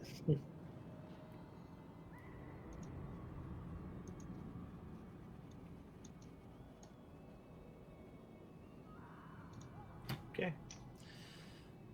You're looking around, and it's a book on cave moss in the Fey Wilds and its healing properties. That might be useful. You don't find anything. So I pop open the book, and I'm trained in medicine. Does it seem legitimate, or does it seem like bullshit? No, it seems legitimate, yeah. Okay, cool. Well, then I put it back, and then sort of... All right. And I start following after the rest of the group. Okay. All right. As they move, you make your way back to there, and you find yourself at another dead end. Oh, Oh. this wasn't here before. Huh. Uh-oh. Once again, I'm going to kind of just shuffle past the party and start trying to push and move the bookcase. All right. As you push and move that bookcase, you go to reach out to push into it, and the book that you're pushing into opens up, and there's teeth, and it clamps down in your hand. Ah! Mimic, don't be a mimic. I don't actually have a free hand. You know what? The candelabra will be in my shield hand, I guess. An 11 will miss, though. So, all right, go ahead and roll me initiative. Woo! Woo! Which, remember, is at a +4. Is that a plus Oh. 4? Yes. Technically only if you're within 10 feet of me, so... Me. You. Yes. You Okay. unfortunately would not get it, Poppy. Means I got a 22. okay. Jesus. Wow. Dex base cleric. Jesus Christ. 8. All right, hold I got on, a 21. Why? I'm so fast. Get my capsule key. Just have a slow start engine. Takes me a second to warm up. All right, so Gaius is first, Zeron is second, Poppy is third, and our boy the Mimic is last because he rolled awful. All right, cool. Gaius, you watch as Zeron starts to push in this bookshelf, and the bookshelf bites back, and he pulls his hand out of the teeth glint off of his gauntlet as he pulls it back. Gah! Right. Okay. Just gonna raise up my hands in the air, and all around me, little tiny, like paladins, clad in like completely black spiritual armor with almost like a skeleton motif, spring to life, as I cast Spirit Guardians. Okay. And so, 15 feet around me, I obviously designate my allies to be unaffected by it. Okay. Anything else has its speed halved, and when they enter their area for the first time on a turn, or it starts its turn there, it must make a Wisdom saving throw, and takes damage. Okay. That's it? Yep, that's it. Zeron, that bookshelf just bit you. Zeron, both shocked and annoyed, is going to drop the candelabra, because I don't think I can wield two things in my left hand. Okay. Draw his sword, and he goes, "Peace!" and the sword catches fire. And that's it for his turn. Okay, give me a second. All right, cool. The candelabra, surprisingly, remains lit as you drop it. You can go ahead and make an attack if you just drop the thing. it takes an action to speak the command word for my weapon. Gotcha.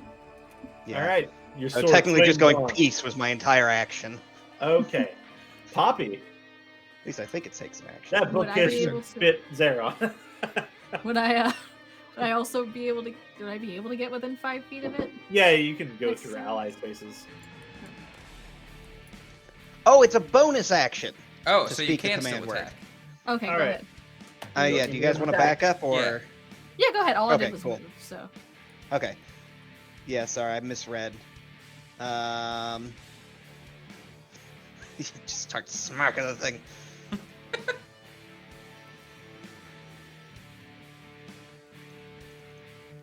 21 to hit. 21 will absolutely hit. 13 slashing, 5 fire. Okay. Even more than 21 to hit. Yeah.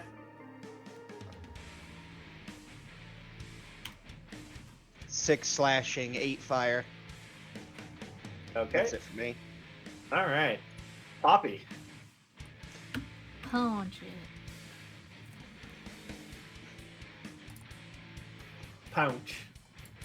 Pounce. Punch this bookcase. No, punch the bookcase. Okay. Toothy ass shelving. IKEA made piece of shit.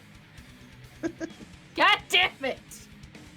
Wow. What you get for dissing IKEA? I do love IKEA. I don't know why I said that. My desk is IKEA. That's gonna hit. Yay. 10 bludgeoning. Hey, There you go. All right. 18 bludgeoning. Wisdom That's it. saving throw. Wisdom saving throw. Okay. 17. Failure. It Okay. takes 13 radiant damage. All right. Woo. Does my little spectral paladins kind of slash at it. Oh, actually. Second. Oh, yep, same. Okay. Okay. Cool. All right. It is going to just the mouth that bit you opens up wider, and you hear and just it vomits acid at you, Zeron. Go ahead and make Oh, me no. a dexterity saving throw. Oh, good. My dump stat. 1 of 2.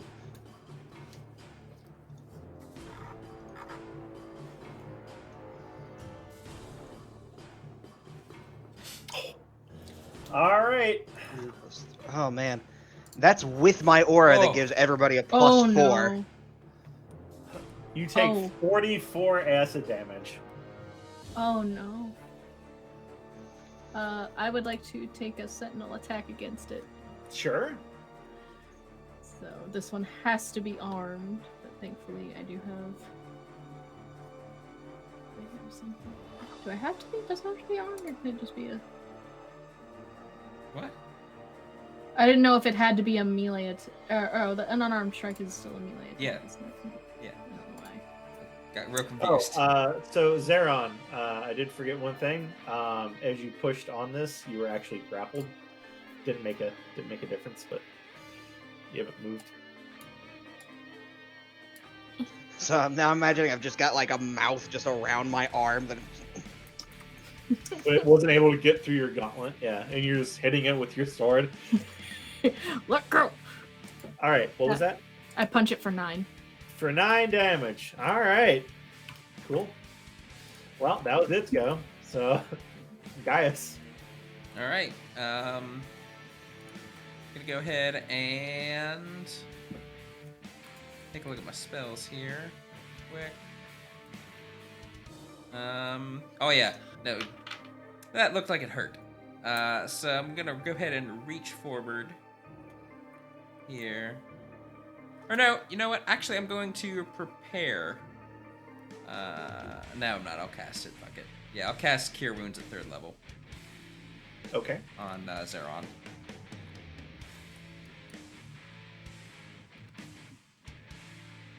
Uh, 21 healing. Very nice. And that was my action. And okay, nope. Yep, done. Okay, Zeron. All right.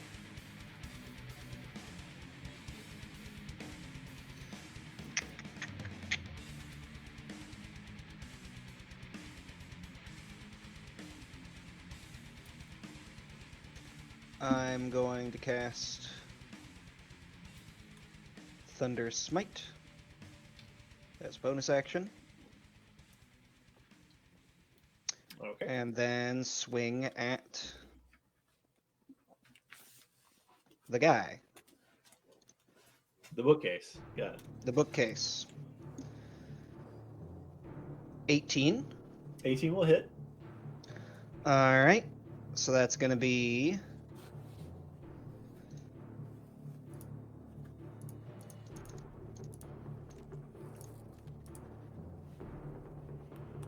that is going to be a total of 8 physical, 7 fire, and 9 thunder. Ah.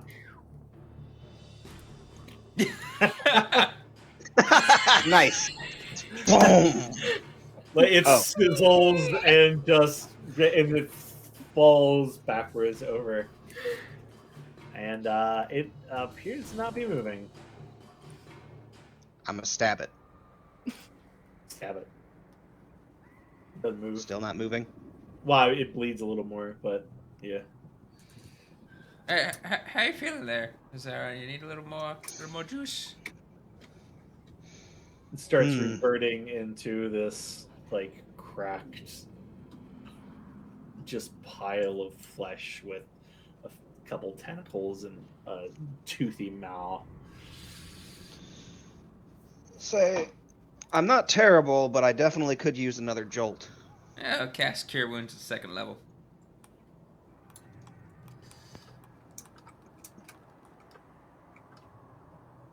Ten. Nice.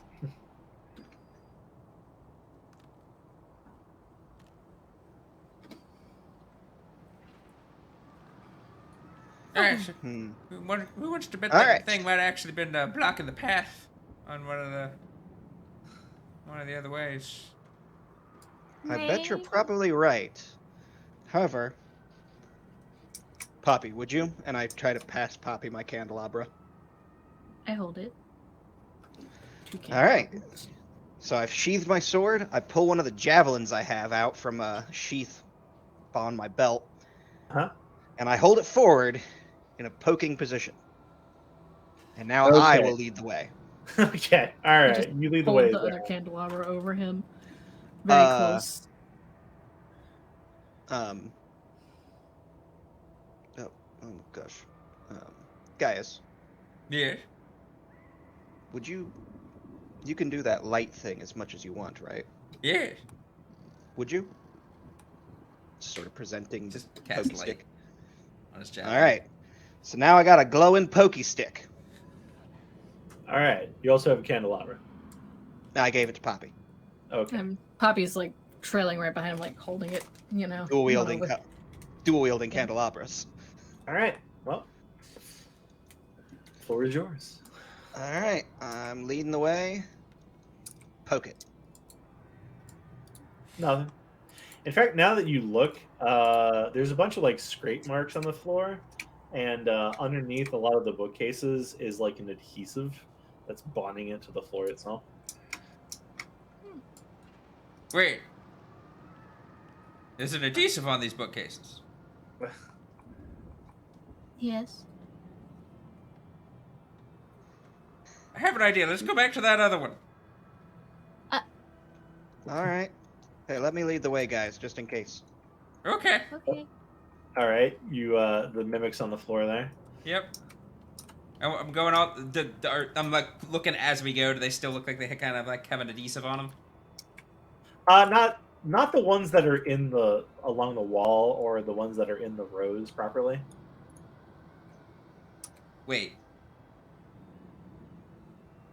The ones And- that are like in rows, like these don't have adhesive. These do. These do not.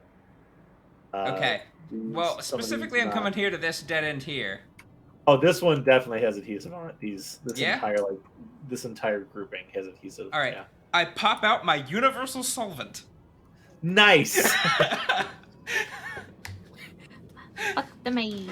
While he's doing that, I reach over his shoulder and sort of jab at it, at the bookcase, the shelving, just to make sure. It doesn't move. Well, it's not alive more. Yeah, it's not live. All right. I'm dissolving using my universal solvent to dissolve the All adhesive. right. Okay. You dissolve the adhesive underneath it. You have to like work it underneath. 'Cause it's, I like, bought that all on the a way whim. Did you buy Uh, it because of? Never mind. He had no idea this was gonna be in here. No. All right. So you slowly like work it underneath. It takes you like a few minutes, but you get it underneath, and the bookshelf just kind of pops free. You feel it start to give as you push on it. All right. You should be able to move this thing now. And I shuffle out of the way.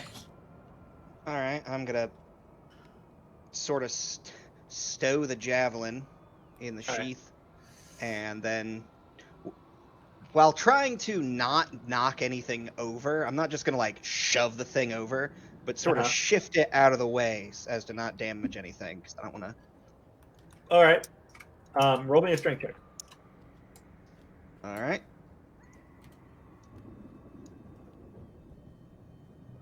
$20. 20. Very nice. With a 20, you start to push it out of the way. You feel you hear the sounds of wood on stone, but then you also hear the sounds of like stone on stone, as like something else behind it you're pushing out of the way that wasn't held down with adhesive. And let me just do a little bit of rearranging here. You push it out of the way, and you kind of end up pushing this table. It's the same kind of table that was holding the candelabras at the other side out of the way. So there you go. Maybe I can. Well. All right, and indeed there are doors, and as you approach them with the candles, the door handles appear.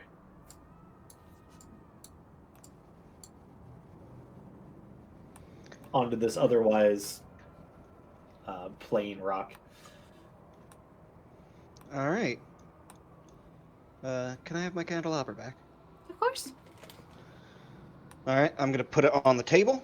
Just Okay, snuff out one of the candles sounds good. and put it in my pocket. Put it in a pouch. The other Okay. one. Yeah, it's probably a good idea. I'm gonna continue holding my candelabra, like my lit candle. I'm gonna wait to put it out. Sure. All right, and try to open the door. The door swings open. The other way, but whatever. Feels right. Beyond it, you see. You could also see this. See that from your perspective. There's a hallway with walls. This is more like stone-like than the other. The other was like blocks and carved. This is more a little bit rougher. There are two doors on either side, and across the way there is a giant. Well, actually, you can't see it yet. You're not close enough. Can I see it? I don't think so. Not with dark vision. No. Oh, Nope, yeah. not quite Just yet. outside. Not quite yet.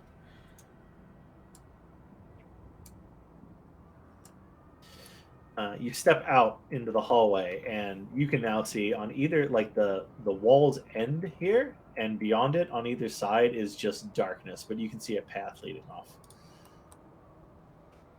Right, he didn't give us any Alright. directions once we got across the Ethereum, did he? Not that I recall. It's probably best to go straight ahead. There's a huge 2-story door, set of double doors here. Gaius, as you walk out, you realize beyond the wall, you look over and there's just a drop off and you cannot see the bottom. Right, be careful in here. In fact, you want to give the floor ahead a bit of a poke as we walk. That might be a good idea. So I will now 10-foot pole style use that light javelin All right. to poke at the floor. You poke at the floor as you cross this, what appears now to be a bridge. Yeah, Poppy just flies. Stays flying. I don't know what you guys are worried about. That's fine. Imagining, I don't know how long exactly the javelin is, but I probably sort of like hunched down. It's just this suit of They're plate usually armor only just about sort of, 5. it's sort of like, tink, tink, tink. The ground as he goes. Now paranoid because I don't know, it could be a bridge mimic. Nice. Don't give him ideas. Then Are we we're good to go. She'll just All right. fly. Did you approach the giant double doors? Oh, What do they look like Similar- they're made out of? They're carved out of they're stone blocks. Shuffle up and put my giant rabbit ear up to it and give it a listen. You hear a deep voice from within. Oh, interesting. I don't have to file that one away for later. I don't. Oh, there's definitely somebody in there. It's absolutely fascinating. I can't. You wanna have your sword pre-lit for this, buddy, or? I mean, I don't know if it's hostile in there per se.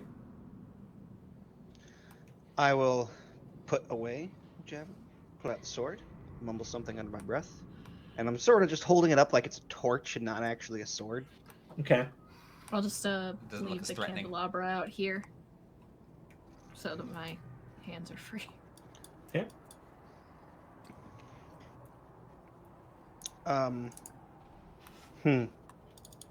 Yes. Oh. I don't have a free hand to open the door. All right, I got it. If I may, before Yeah. before you open it, we could be invisible if you wanted. What's that? Be invisible, You can do that. all of us. I mean, the door's still open. I know. It'll be obvious something's happening. I was offering. I mean, we could. And How long?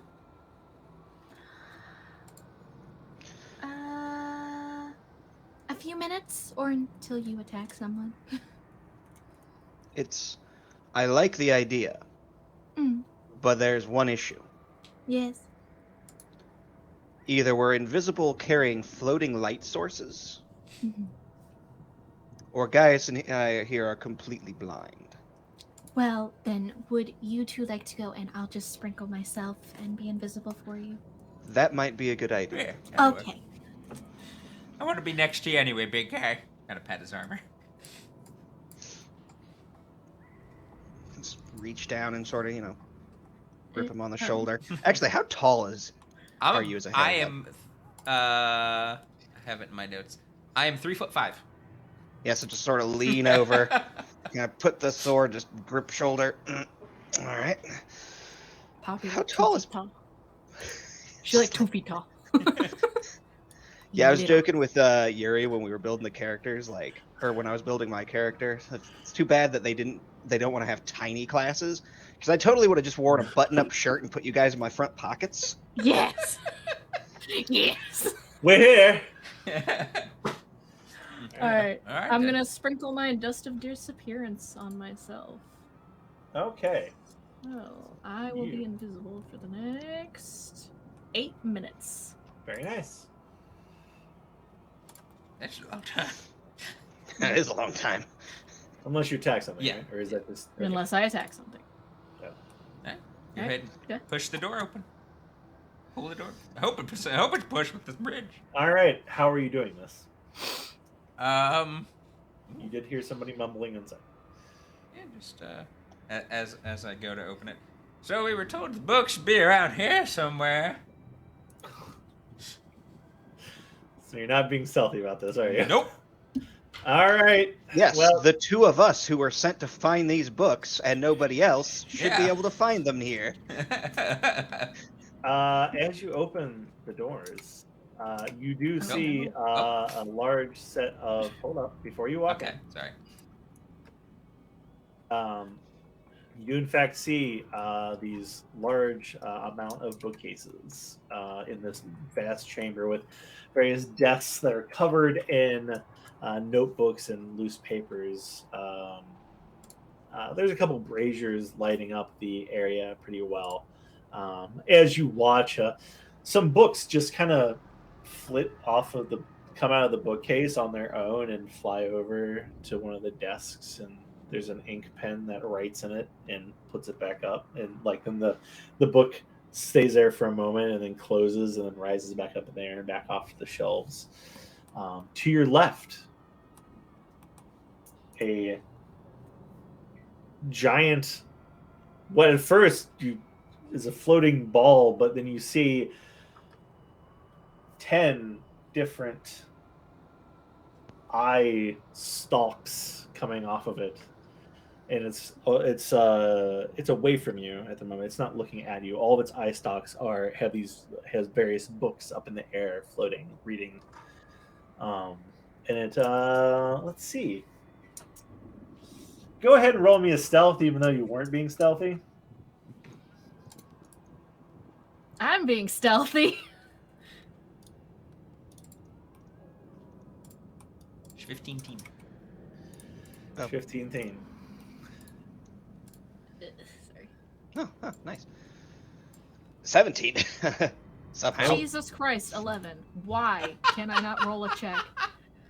Oh, I'm invisible, so it's fine. You didn't need to roll, Poppy. Okay.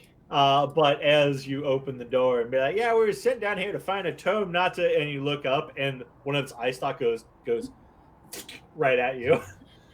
Oh, hello there, big guy. Who dares enter the lair? Oh, we're just looking for a book. A Sarmathrax. I don't. Hello. Hi. You I'm can call me Sarah. Gaius. All right, roll initiative. As one of its eyes light up at you. So, Okay. roll initiative.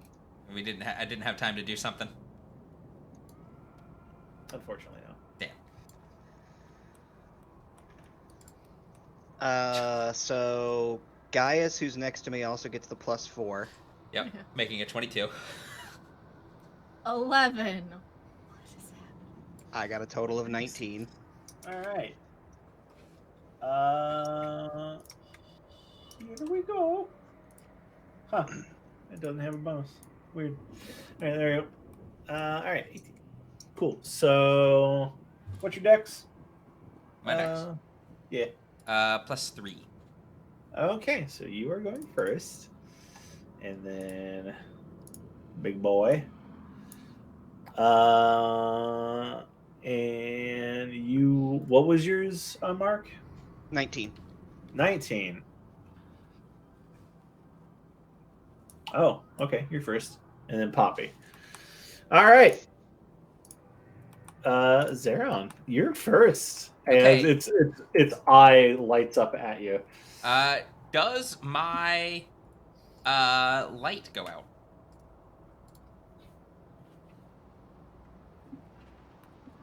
My light spell. Yes, it does. Does my sword go out? Yes, it does. Okay. What? Yep. A little bit of meta knowledge. Okay. As its central eye focuses on you. Poppy, you're fine. You are Yeah. still visible. Right. I mean, it looks like there are torches at least, so they could still see. Can they still see it? Yeah. Yeah, you can still see it. The area is still lit up decently. Okay. Okay, I Um, need a DM ruling on this. Yeah, Because go ahead.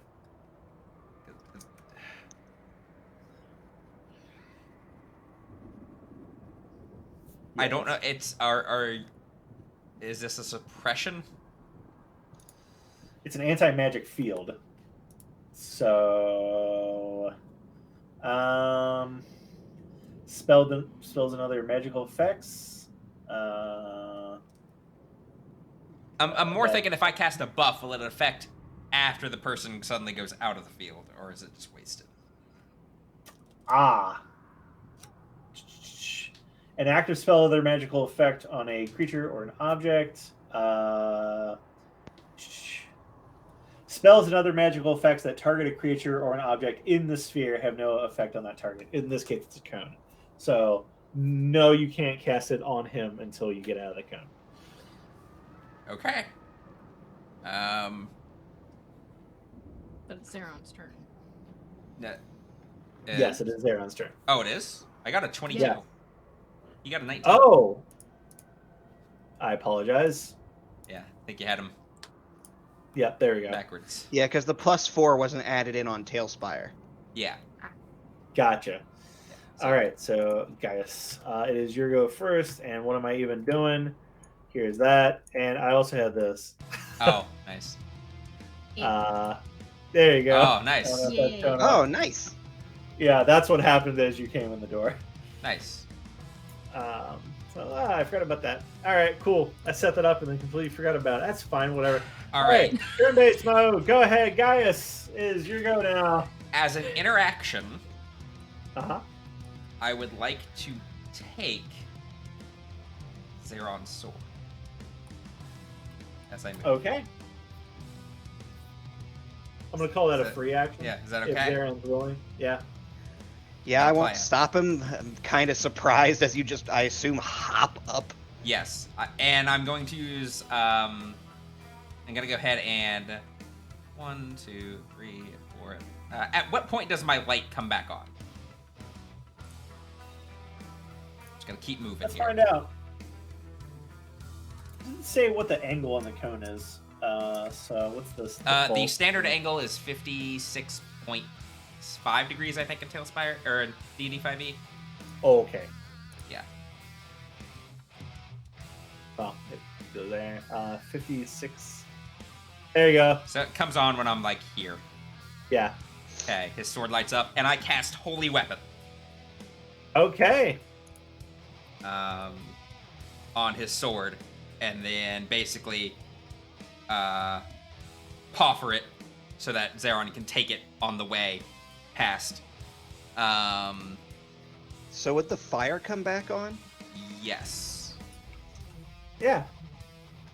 Sure. It was just it's just suppressed while you're in there, so it's Yeah. now You fire. and can't holy. cast new effects, but any effect on it is just suppressed. Absolutely. So I cast Holy Weapon on it as a 5th level spell, bonus action. And then, may Celeborn guide you to the grave. And I make him vulnerable to all damage for the next attack. All right. Cool. And that's my turn. All right. Cool. All right. They're So on it. I, Now you I go. also would probably actually go, like... Sorry. I would probably be a little closer to him.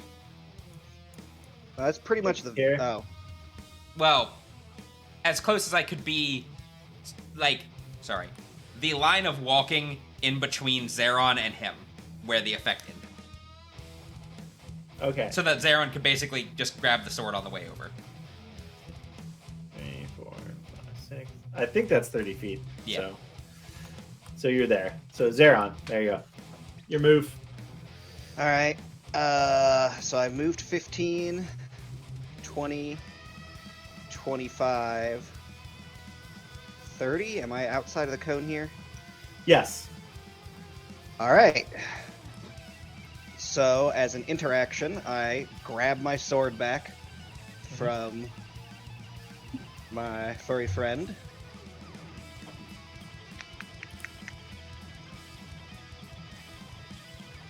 I am going to cast Where is it? I got you on here somewhere. Sorry, give me a moment. I could have sworn I had a...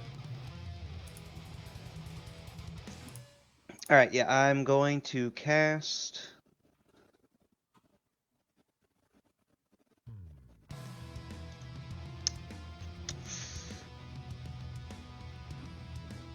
What you casting? Sorry, bud? I just... do you think Blinding Smite will affect its... If I blind it, does its eye effect still go off? That's what I'm debating. If you blind it, Or, like, would I even know that? Our 10th level. Like, it's something I will- that's DMs. I will go ahead and say, if you blind it, its central eye effect will stop working. Okay. Because I'm about to burn both my 3rd level slots in one. But I One will say moment. that you can only blind one. So Okay. you can blind the central or one of the eye stalks. I cast Blinding Smite, which is Okay. a 3rd level spell. Okay. Next, My magic code. yep, I cast, so Blinding Smite. I roll a 17 to attempt to strike with my sword. A 17, unfortunately, will miss. It just kind of dodges out of the way. All right, my secondary attack. Oh! And it's vulnerable? Yeah. So Holy Weapon gives him an extra 2d8. Okay. Oh So my god. 48. Oh my god. So double I use Divine Smite At 3rd level. at 3rd level. Oh my god. Okay. Oh my god. Oh my gosh, I have to double check to make sure exactly So what that does. this is triple damage? Well, it's double the he's dice, evil. and then you double the total damage amount. The total So damage 4 number. times. Yeah. So Yeah. it's Pretty much. multiplied But by just- 4. But Alright. you only roll double dice, and then you just Yes. double whatever. Yes. All right. Divine Smite. Divine Smite. It's 1d. Yep, 1d8 plus 1d8 plus per spell level. Uh-huh. So, Blinding Smite is 3d8. So Holy 60. Weapon does what? 2d8. So in this case, 4. It would be 7d8. 1d8 plus 1d8 plus spell level. So that's 4. Plus the Smite, which is 7. Sorry, what did you say Holy Weapon was? Normally 2. In this case, because the vulnerability, because you crit, you do 4. D8. Okay, well, so... Gather the total number of dice you need. And just roll. Yeah, that's what I'm trying to do. I'm going to double it in a moment. Well, Do you like want- literally Alright. click and tail Spire. Alright, I'm clicking 2d8 for the weapons attack. Then, because that's doubled it. Yeah. And then 4d6 for the fire. Yes. And then for the smite should be another 8d8. Yep. Okay. And then for Plus your weapon, holy thing. 48. Alright. And then double whatever this total is. Oh man. Plus your strength mod in this. So plus Plus 5. Alright, so this... 71. So 142 damage. Oh my god. Oh, holy Oh shit. my god. That's the combo we talked about. Oh my god. So it was just kind of like, watch you come in and just said it's, how dare you, and then you scurry along, and it's like, what do you... Oh! Boom! Okay, is that your turn? Yeah, that's it for me. Okay, at the end of your turn, because you just Is it finally- blinded? Yeah. Oh yeah, Oh, yeah, it's sorry, central- it's centralized DC 16 con saving throw. Sorry to interrupt. Con saving throw, DC 16. It makes it, so it's not Okay. blinded. Okay. On at the end of your turn, it's going to use a legendary action to use one of its random eye rays on you.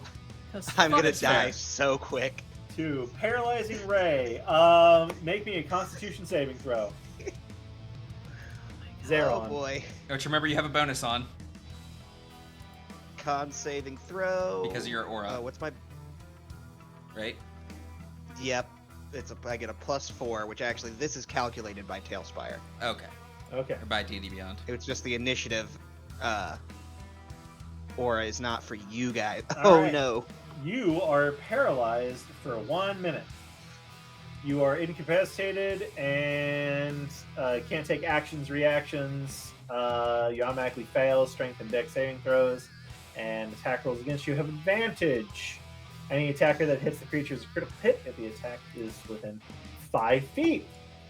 You can re-roll the saving throw at the end of each of your turns, and it will end. It's a DC 16 Constitution saving throw, and with that, 44. 142. the beholder is right there in front of you. So, And very pissed. and very pissed. So it's going to bite at you. The first thing it's gonna do with advantage. Neither of those hit. Somehow Nope. it just like Scrapes against the armor. crunch. Chips a tooth. All right, so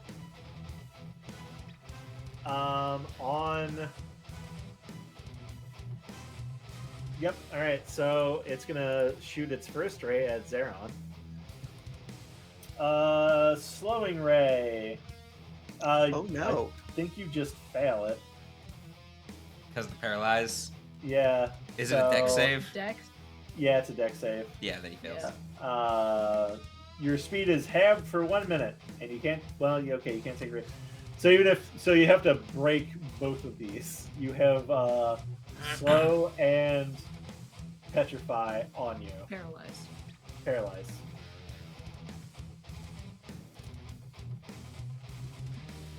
Yes, paralyze. Shit. All right. On Gaius, it's going to.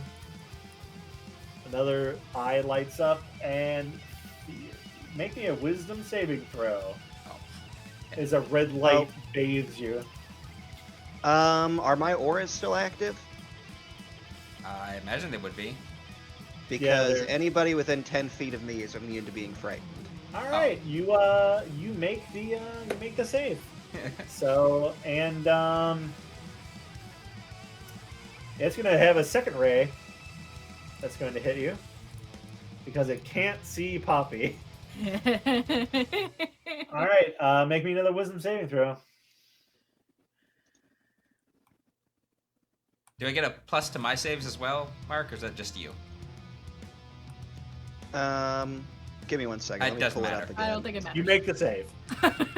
All right, so with that, it's Poppy's turn. Oh. Yeah, when you are conscious, you grant a friendly creature within 10 feet of me +4. And I think I'm technically conscious while paralyzed. Yep. And then this one turns off because I'm incapacitated, but that's my initiative one. And then within 10 feet, immune to frighten. Nice. By the way, are we in the cone again? Did my... We wouldn't be because he was able to hit us with eye rays. Yeah. I gonna do something a little different, and I am and also I stay invisible during this because it's not an attack Yep. or a spell. Uh-huh. I'm gonna pop open an elixir of health and pour it down Zeron's throat so that he is no longer paralyzed. Okay. Oh. You do anything else? Then we're just gonna scooch the rest of the way with my movement on over here. Just to... All right. I'm gonna go and Well, say roll. You know roll what? me a- Actually, wait. I might not actually move over there. Hold on. I want to check. Oh no. Okay. Yeah. You're still gonna need to roll me a stealth check with advantage That's fine. as you're doing this, because this is pretty right in front of him. Yeah. Sure is. And he's got a lot of eyes. He does have a lot of eyeballs. Okay. +9, so that's a 28. 28. All right. So one of its eyes go and darts around to look at you. Wait. When did it have to make the save? Or when did did she have to make That the wasn't a save? save. When It was she a check. It was a was a stealth check. Oh, it was a check, not a save. Never mind. Yeah. All right, so one of its eye stalks darts around at you, and it's going to use legendary action Uh-oh. on you, Poppy. Uh-oh. Roll me a dex saving throw. Uh-oh.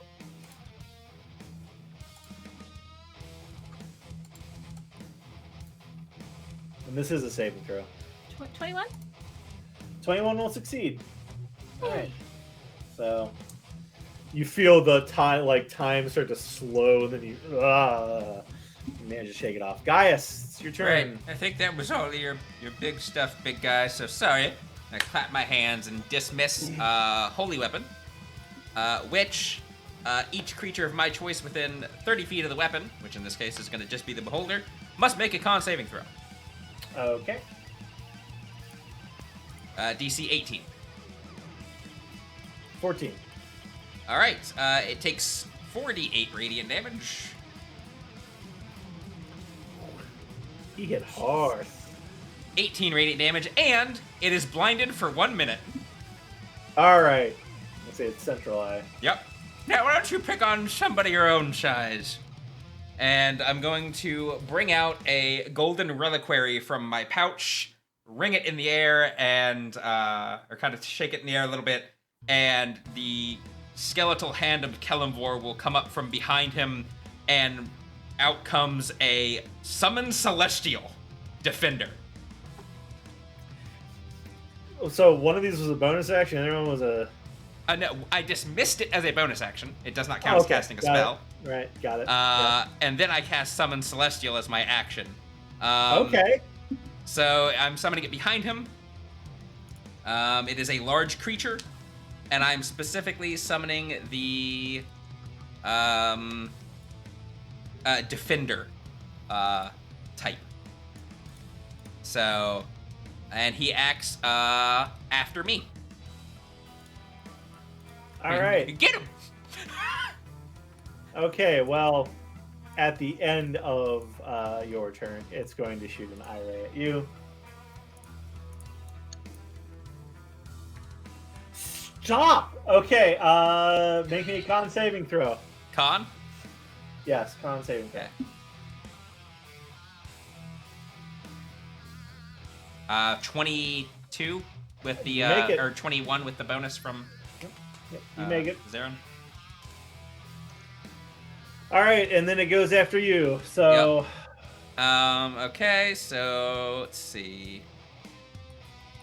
Oh, it uses my spell attack modifier to hit.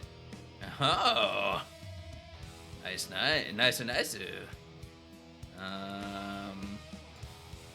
And my clicky thing died.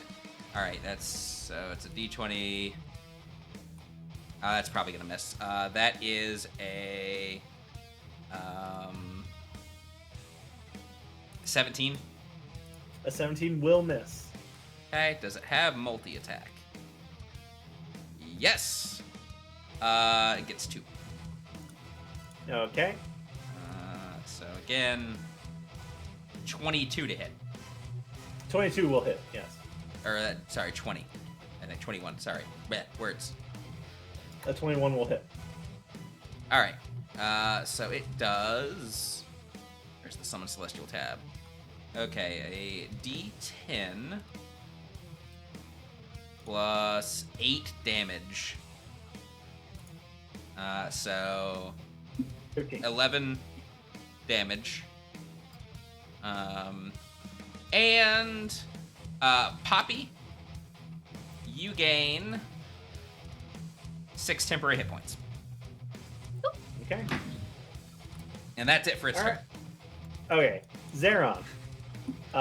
Make me the Constitution saving throw. Didn't Your bonus. the potion make it so I'm not? Oh paralyzed? yeah, you're not paralyzed. What you're about the still slowed slowed. effect? That's the one. Okay, What so is So make what me does the slow do? a dex saving throw. Just make me a dex saving throw first. Okay. All right, so that's still in effect. 7. All right. Your target's is your speed is halved, and you can't take reactions. You can take an action or a bonus action on your turn, but not both. Okay, so no casting spell smites, Right. but I still get multi-attack? Yes. Okay. Attack number 1. 18, if I'm seeing that right. Nope, that's a 6, isn't it? That's Is that 9. a 9 or 6? It popped up. It was a 9. Okay. It didn't pop up for me for a moment. Okay, 18. 18 will hit. All right. And then I will Divine Smite as a 2nd level. So D8 plus 2d6 plus 3d8. Didn't that hurt so? Yeah, that timing was perfect. That was beautiful. So that's 22. Do you need the damage type split out for this guy, or No. just 22? Okay. Just 22 is fine. All right. And then I have a 2nd attack. Wait, did that include your strength modifier? Oh, it did not. Sorry, 27. Okay. So it was 27 damage and then a 19 to hit. 19 will hit. I think it was... Which group was it? Was it this group? Yeah. Oh, wait, no, I was going to smite again.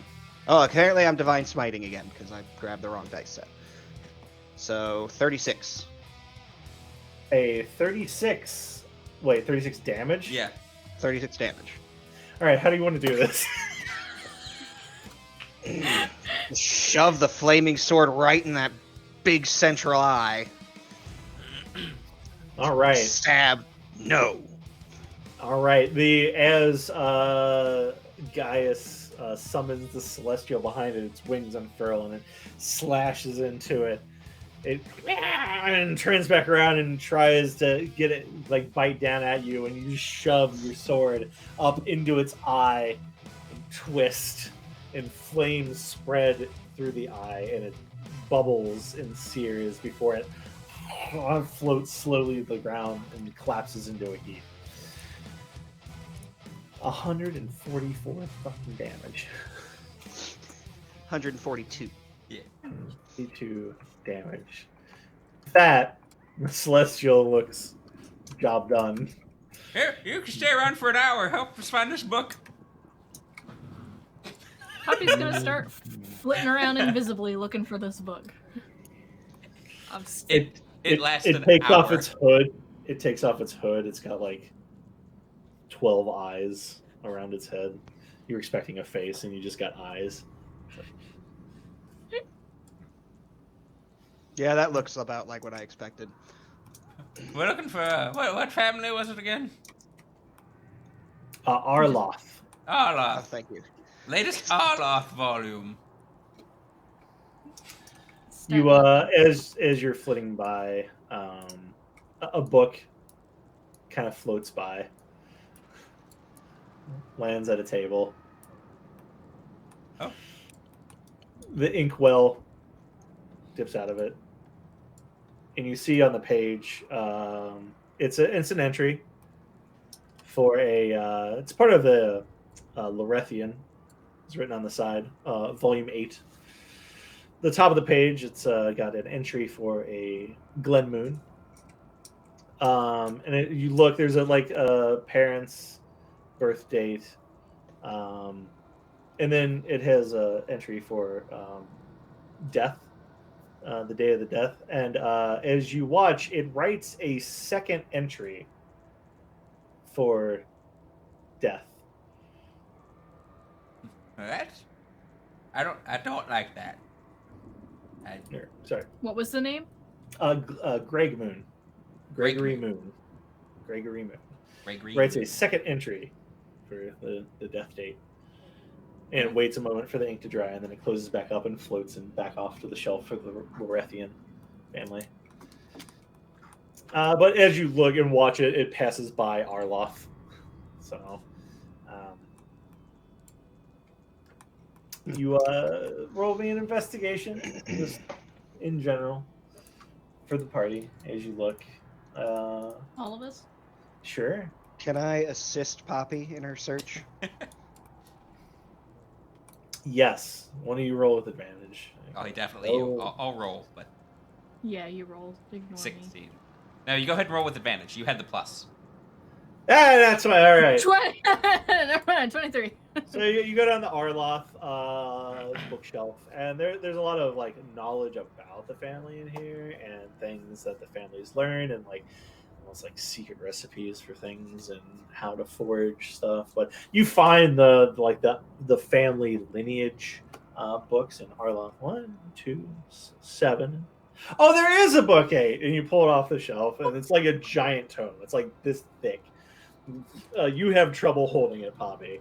But you open it up and you go through, and indeed there are quite a few blank pages in the second half of the book. So this is the right book that you needed. The angel's looking over your shoulder. Right. Could you carry that, George? Celestial. You hear a booming voice inside your head. Greetings. You're very large. You are very tiny. Yeah. They don't see me coming. Could you carry that She's for like us, just George? speaking to the angels. Huh? What? Could you carry that for us, George? Reaches down and picks up the tome. It's just a normal book in his hands.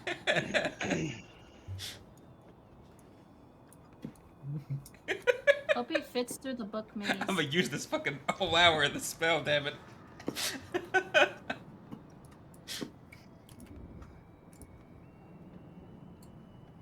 All right, cool. It walks back up to the book maze. We don't need to have the map for this. Okay. Okay. But yeah, it just kind of looks out over the void, and it kind of crouches down in the door and kind of beats its wings and just kind of waits over by the other door entrance. Actually, that door's still open, so it just kind of flies through the other side.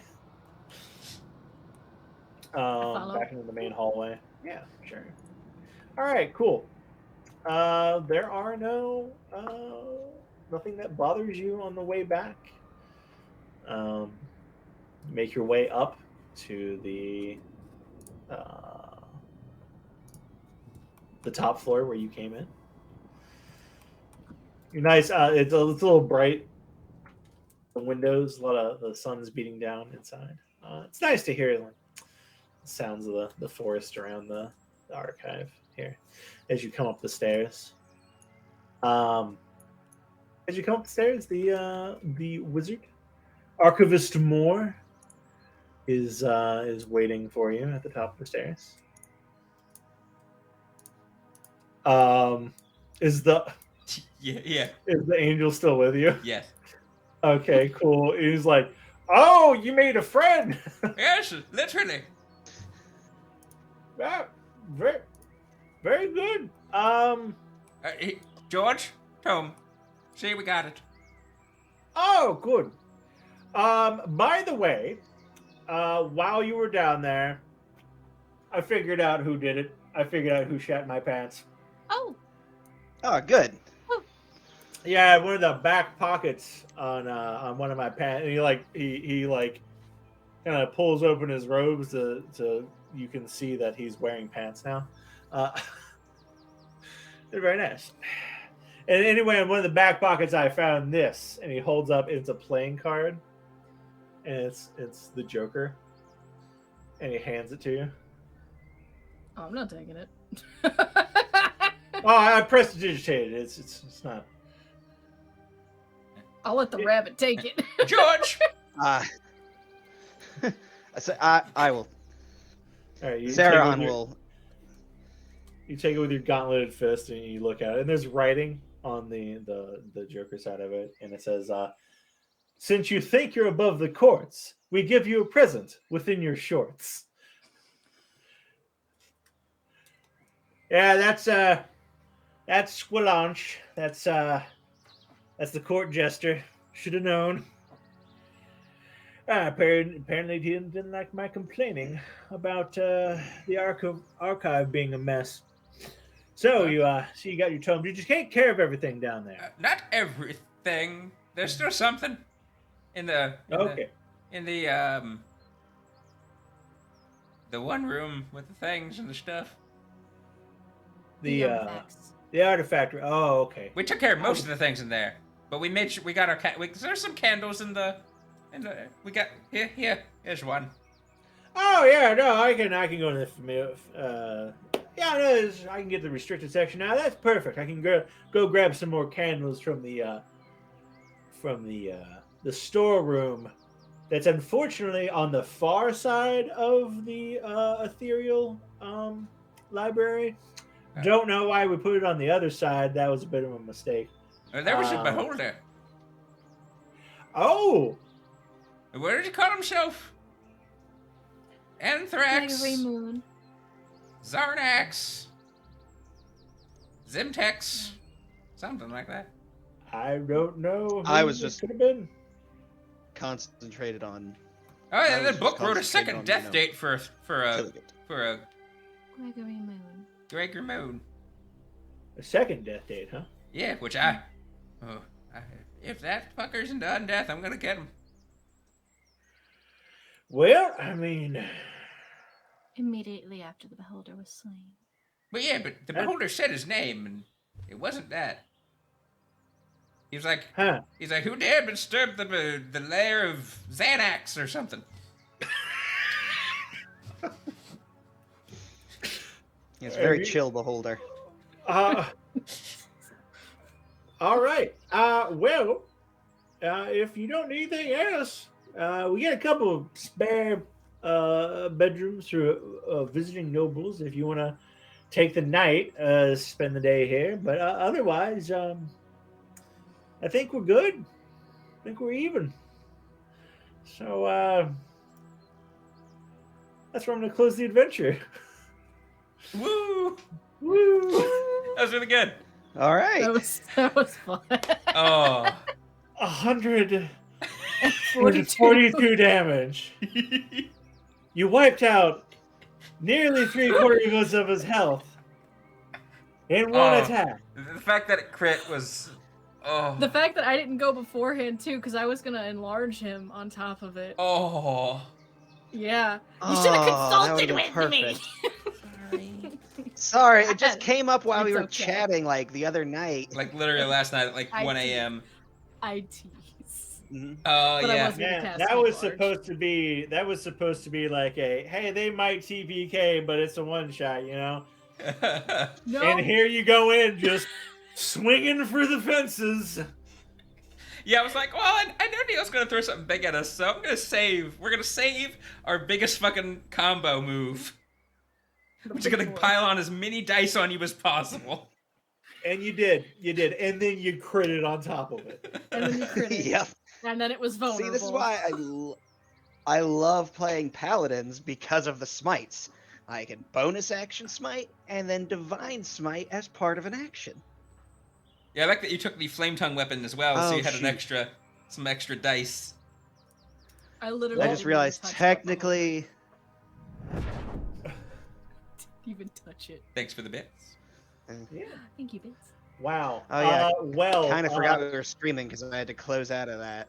You Yeah. certainly dealt with the beholder a lot faster than I assumed you would. There's a little bit of lore in there for Uriah and the other Yeah. campaign, but Oh. with that, go ahead and close it. Uriah, if you have any Thank you all. wrapping up. For showing up today. For our little one shot, we have our Art and Chill Wednesday coming up this week. And then our regular session will resume where the party will be looking into floor 10, 11? 10. 10 of Dungeon of the Bad Mage. Yeah. It's hard because, like, I can't remember versus your guys' character level. You just hit a level 11. but it's floor tip. Yes. Yes. So they will be discovering what lurks there, and maybe they'll find the source of that skittering they heard last session. And if you haven't caught up, you should go over to our YouTube and check that out. But keep an eye on our Twitter and Discord to find out all the more about our schedule and any announcements that we have. Remember that we do have some breaks coming up this month. I think next month is going to be real spotty in terms of when we actually get together, but that schedule will come out towards the end of this month. So, thank you all for showing up once again, and we're going to go ahead and send you guys on a raid somewhere. Maybe my good buddy Parm. We'll find out, and we'll find out together. So thank you all for showing up, and have a wonderful week. See you for Art and Chill.